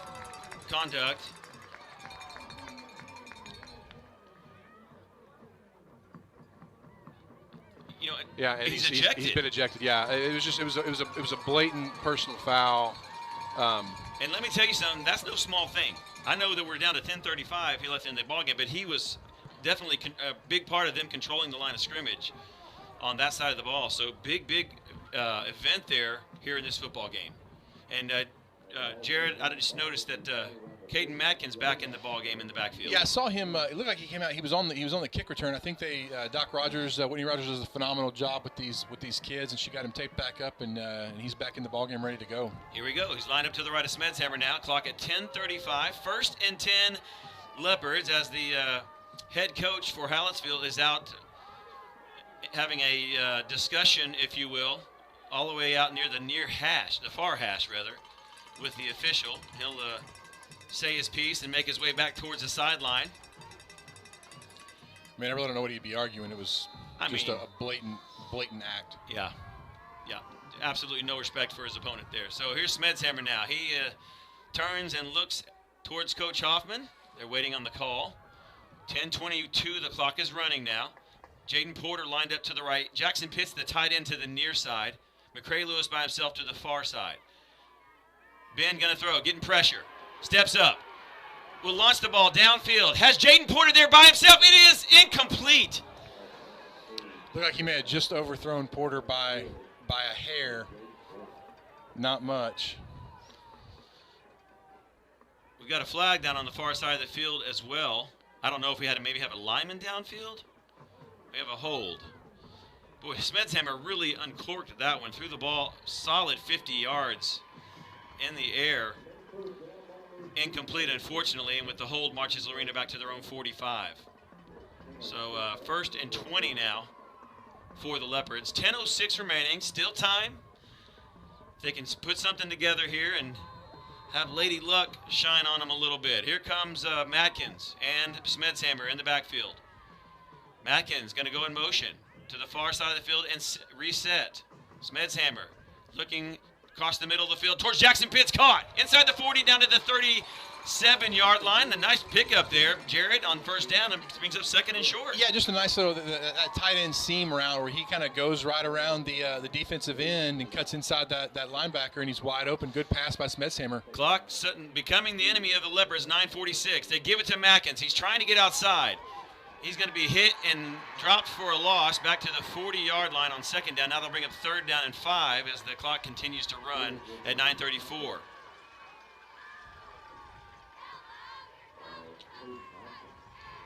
Mackins comes off after the play. Reed Mickna back in, and Rhett Hansen. Looks like Kai Ritchie's going to come into the ballgame at tight end as Jackson Pitts is a little shaken up on the play. But a big 3rd down for Lorena, David. Yeah, well, you're right. 3rd down and 5, clock nearing the 9-minute mark. Everything important from this point forward. Smetshammer going to run behind Mickna. Smetshammer will not make the 1st down. He'll be short by about 3 yards down to the 37. They need the 35, so Leopards facing 4th down. Clock continues to run 8:50 now.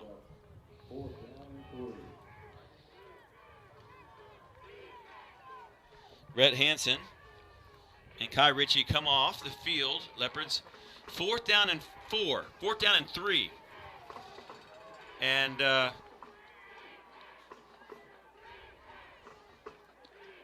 obviously a big play in the ball game. Got to think at this point we might be looking at the season here on 4th down and 3 from the 37.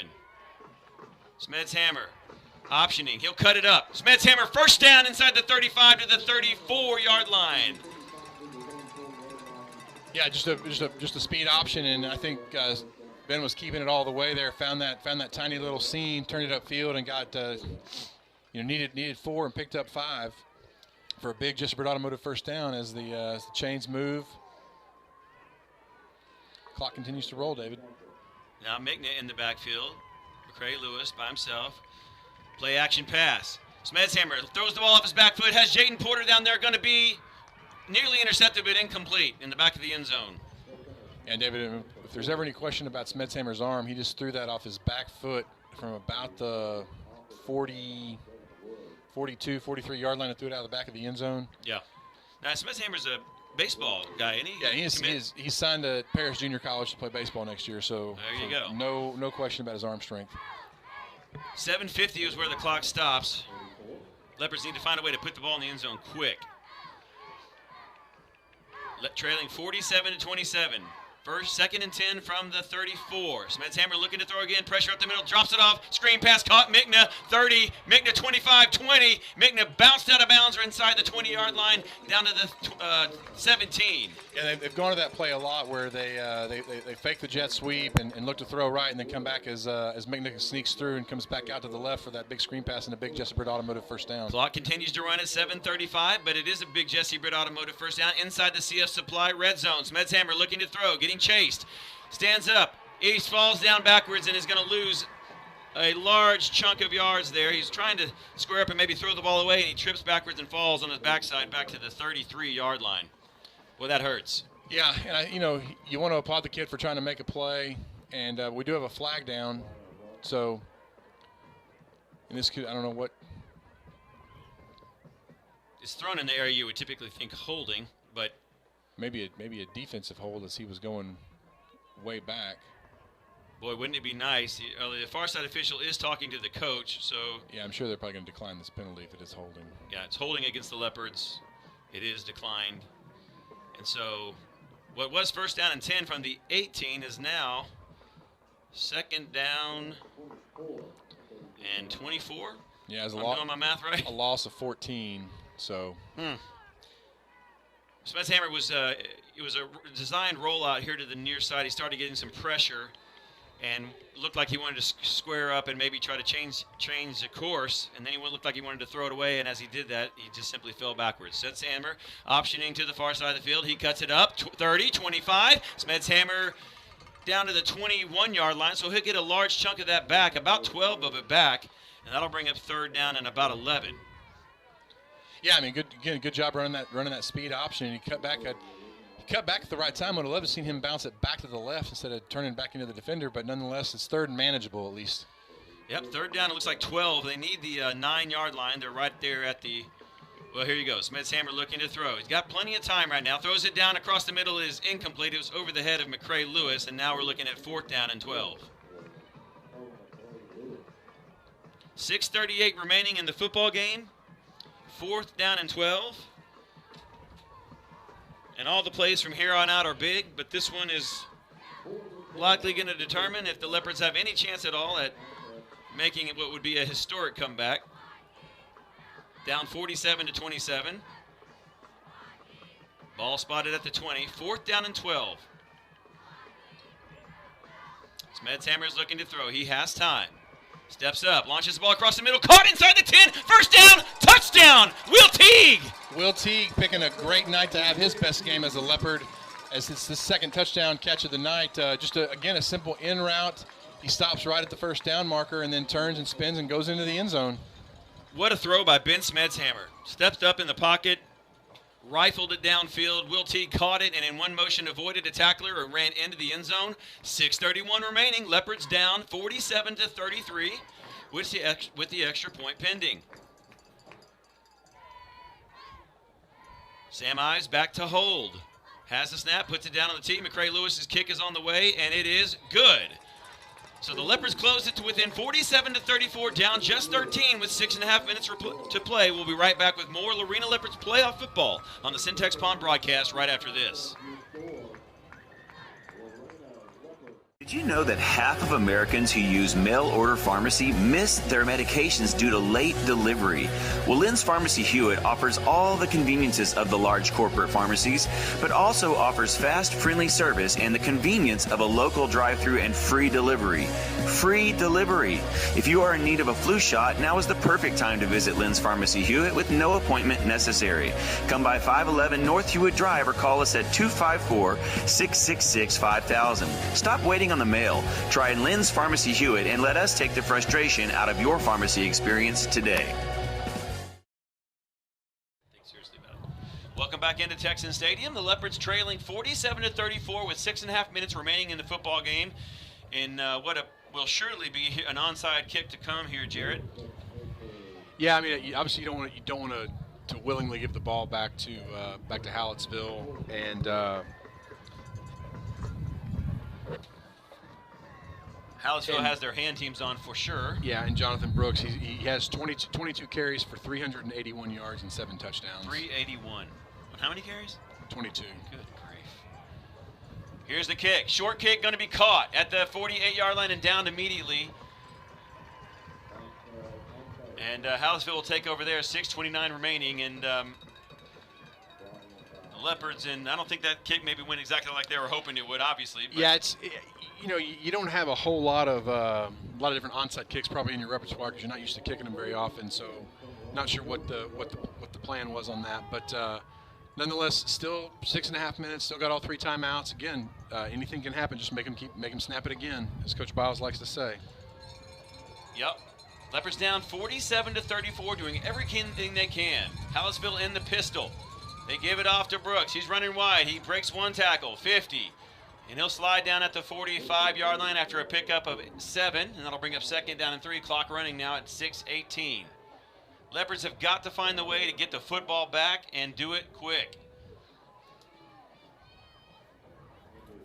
That doesn't involve Hallettsville putting it in the end zone.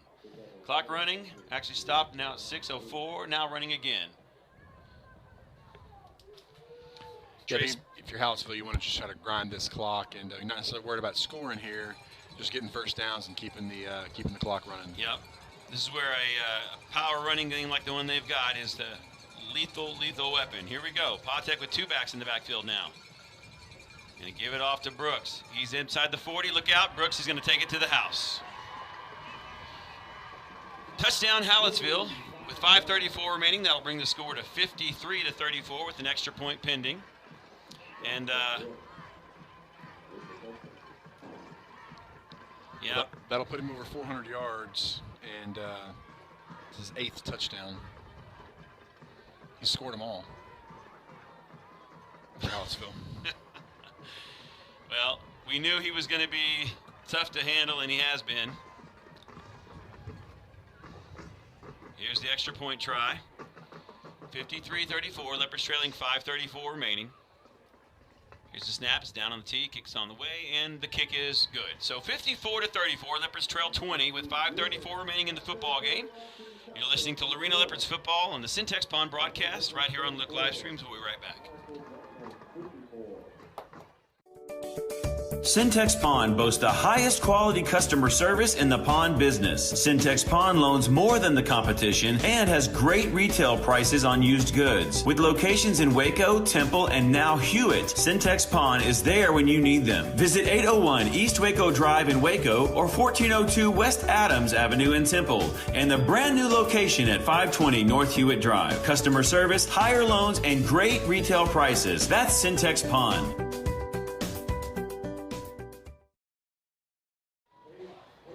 Welcome back into the Syntex Pond broadcast of Lorena Leopard football on Look Live Streams. Jared Brown alongside David Gibson as the Leopards trail 54-34 on the Billy Kelly CPA scoreboard. 5:34 left to go in the fourth quarter.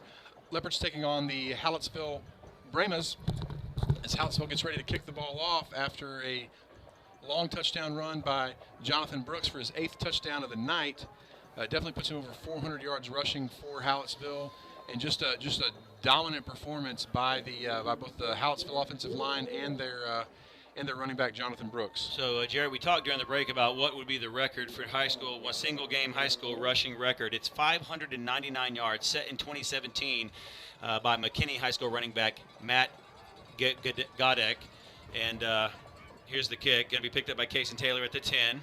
Cason at the 15, trying to get to the far side of the field. Cason at the 20, cuts it up. He'll be dive forward right around the 23-yard line, and that'll be 1st and 10 for the Leopards. 5:28 remaining in the football game. 5:28 remaining in what could be the football season here in Wimberley as the Leopards trail 54-34, doing everything they can to try to get back in this ball game, not quitting. You know, it would have been easy to quit. They were down 4 scores, Jared. They're at to start the second half, and they've managed to fight their way back in, but again, just too much Jonathan Brooks. Yeah, and it looks like he is now at 433, 8 touchdowns on 24 carries. Do the math on the average per carry there.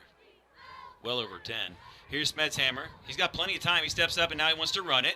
Trying to get to the near side. He's got the 25, the 30. He'll run out of bounds right around the 32-yard line. Short of the first down. I mean, he does manage to stop the clock at 5:19. Smetshammer refusing to quit right now. Doing everything he can to try to will his team back into this football game somehow. And David, Toby's auto stats update, that's right at 18 yards a carry. That's incredible. So, yeah, 599 is the single game rushing record. Here's Smetshammer. He's looking to throw. He throws it incomplete, and I'm not sure exactly what happened there. He went down as he tried to throw it. Looked like he got hit right as he threw it. Not sure if that was Sam Hermes on the defensive pressure. It's hard to see. His jersey's kind of bunched up and can't really see it. Well, that's 2nd down and 10. Clock at 5:15. I'm sorry, 3rd down and 3 now. Smetshammer trying to keep. He dives up to the 33-yard line. She's going to be short. That's going to bring up 4th and about 1.5 yards. They need the 34. The ball spotted between the 32 and the 33. 7. Leopards down 20 right now, 54-34. And this is the season here as Jaden Porter goes in motion. Smetshammer going to keep. He's across the 35-yard line. 1st down, Leopards up to the 38, and they'll stop the clock momentarily as they move the chains. But a big 1st down for the Leopards, keeps things alive. Yeah, good run by the Leopards there for another Jesse Bird Automotive 1st down. Smetshammer in the shotgun, looking to throw again. Caught across the 45. Near the 1st down marker, they'll say he's just short.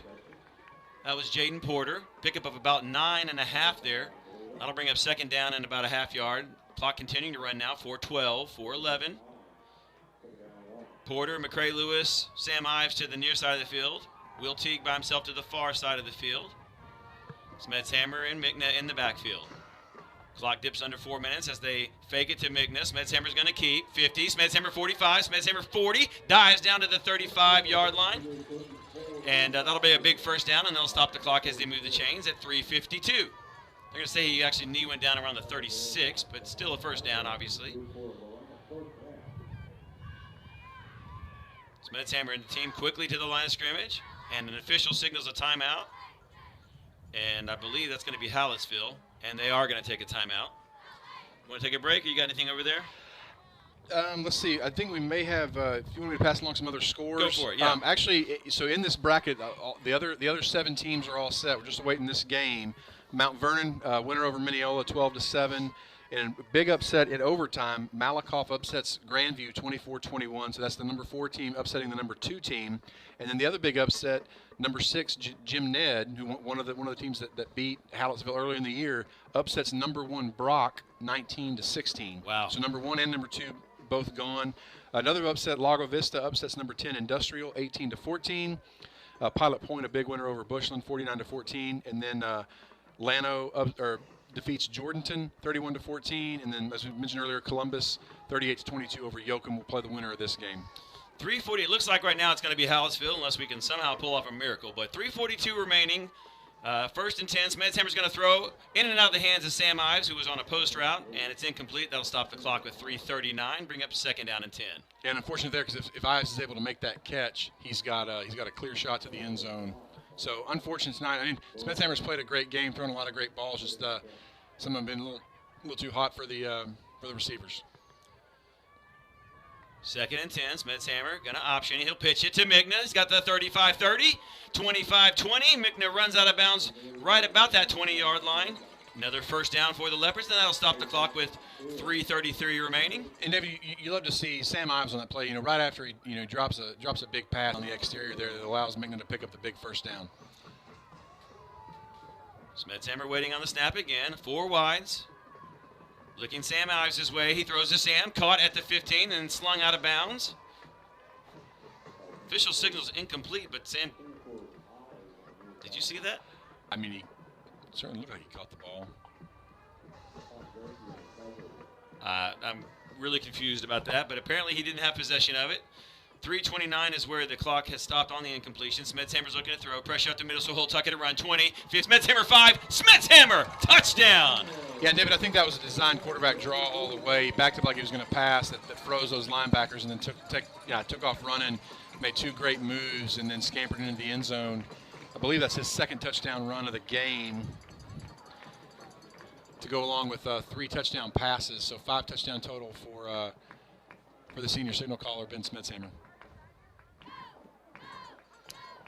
McCray Lewis on to kick. As Kai Ritchie comes in late off the sideline and lines up on the left side. Sam Ives waiting. 3:22 is where the clock is stopped. Leopards trail 54-40. Here's the extra point. Kick on the way, and it's good. So in a moment, when we come back, Jared, we should have another onside kick. Leopards down 13, aren't quitting yet, and they shouldn't. We'll be right back with more Leopards football on the Syntex Pond broadcast on Look live streams right after this. CPA and the Dutton Harris & Company CPAs are focused on meeting the needs of small to medium independent businesses. With expertise in strategic accounting and tax services, Billy Kelly CPA and the Dutton Harris & Company CPAs will provide you with the structure planning, estate planning, compliance, and accounting your business needs. Put the experts to work for you. Billy Kelly CPA and the Dutton Harris & Company CPAs PLLC. Call 432-682-0963 or go online at dhc-pca.net.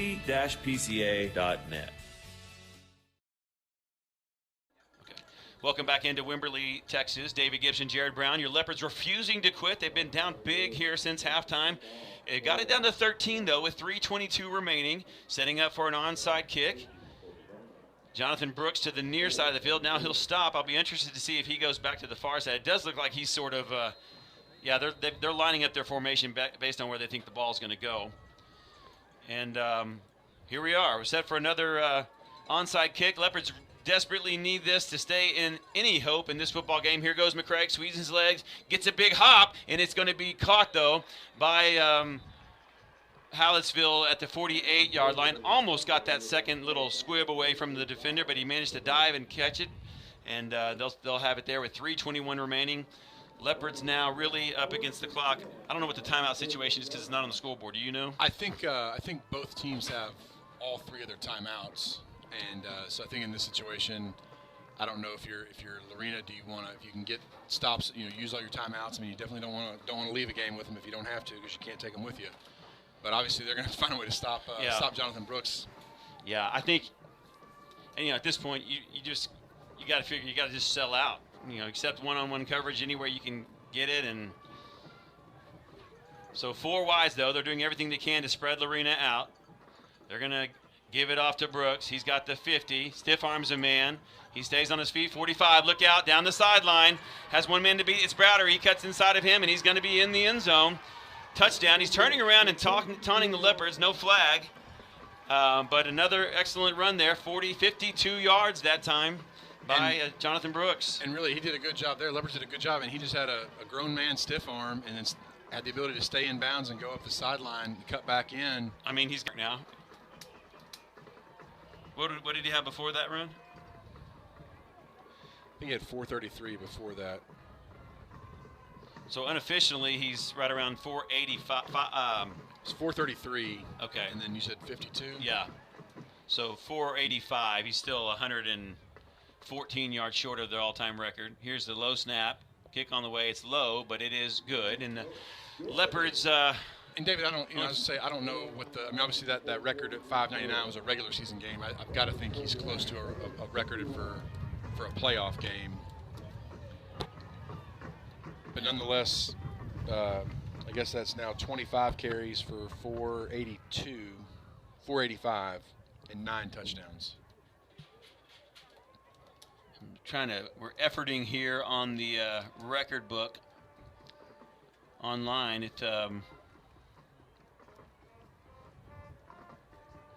But nonetheless, just a dominant performance, and I'm definitely going to remember that name when I see him donning the, dare I say it, burnt orange in Austin next fall. Ugh. He'd look a lot better wearing green and gold. Yeah, he would. Let's see. Nonetheless, one of the things that I love to see, and I hate that some of the fans at home may not be able to see it, but you've got all 11 Leopards on the kickoff return team out there ready to go, ready to play. Not 1 ounce of surrender in them, ready to go. And again, you never know. I mean, the way this game is going, Leopards could score real quick, and you've got to think if it was any other team but Hallettsville, if they had a Columbus or Yoker, maybe they might have a better chance. Well, you're still looking online. 3A records. I don't know if that's right. It says 277 yards. That can't be right. Here's a kickoff. Going to be caught at the 25-yard line. That's Parker Wagner. Parker's up across the 30. He'll be tackled around the 32-yard line with 3:06 remaining. Leopards down 20, 61-41. They've done everything they can to get back in this football game late. Simply put, the onside kicks haven't gone their way, and when they haven't, Jonathan Brooks made him pay over and over. Yeah, and again, it's kind of you can only do so much. 485 yards, 9 touchdowns. Think about that for a moment. Wow. I can't do that with Bo Jackson and Tecmo Super Bowl. for everyone that's over 40 listening to the game tonight. That's exactly right. If you know, you know. Well, here we go. Ben Smetshammer, Caden Matkins in the backfield. Smetshammer is going to hand it off to Matkins on the draw. Matkins 35. Matkins puts his head down and is tackled right around the 38-yard line. And really loved seeing Caden Matkins tonight. His effort's been phenomenal. I think he's the leading rusher for, at least for the Leopard running backs. He's only a sophomore, so a lot of good things to come from both him and Cason Taylor, just a freshman. Cason Taylor and Porter as well. I mean, you got Porter's a freshman, Cason Taylor's a freshman, and Matkins also a freshman. Lots of good things coming here in the future for Lorena as Smetshammer drops back, wants to throw it, launches it downfield, going to be at the feet. What a catch by Porter. He falls, has to go to the ground to catch it at the Hallettsville 40-yard line, but Porter literally caught that ball on his shoestrings. Yeah, you got to think if Smetshammer has that ball up where he can catch it and keep running, who knows how far he goes. And it looked like, do we have a flag down on the play? I see the referee putting flag back in his pocket. Personal foul. So, yeah, it's personal foul. Roughing the passer. So another weareflags.com flag on the play. David, go to weareflags.com, enter promotional code Leopards, and you get 10% off your order. You know, it's tough to sit here and think back to earlier on in the football game when the Leopards were down a couple of scores and they came back and had a long run, Smedshammer, that went for a touchdown, and then it was called back on the hold. And, you know, obviously no single play like that is the single determining outcome of the game, but that, with the score the way it's been here in the second half, that was a big play. Here's the pass by Smedshammer to the near sideline. It's incomplete, and that'll stop the clock with 2:23, so second down and 10. Yeah, you know, definitely just a Leopard offense is basically throwing everything they can. Put up 41 points, which is no small feat in and of itself, but just not enough against somebody like Jonathan Brooks and the Hallettsville Brahmas. You're going to get one of the comments. So Smedshammer's going to be in the shotgun. Mackins to his right. He's going to run speed option. He's going to keep over the right side. Turns it upfield, back across the left. He crosses the 15-yard line down to the 13 for another big Jesse Bird Automotive first down. So Smedshammer just doing everything he can to will his team to get back into this ballgame. There's just 2 minutes left to go. You probably should take both, because if one of them doesn't work, yeah. Okay. 2:07 is where the clock continues to run now. 61-41. Smedshammer on a keeper up the middle. Smedshammer 10. Smedshammer 5. Smedshammer towards the end zone. He's going to be just short. They're going to mark him down at the 1. First down and 10, though. They'll stop the clock as they move the chains. 1:58 remaining in the football game. I just can't quit quite yet. Matkins lined up left. Smedshammer back there with them. They give to Matkins. He's towards the goal line, and he is. They're going to say he's short. I thought for sure he was in. Clock now running at 1:40. Leopards in a hurry. Matkins going to get it again. Up the middle. This time he is in for the touchdown. Yeah, great job of Matkins just refusing to go down following that big offensive line as he goes in for the big Lens Pharmacy Hewitt touchdown to take the score to 61-47 on the Billy Kelly CPA scoreboard.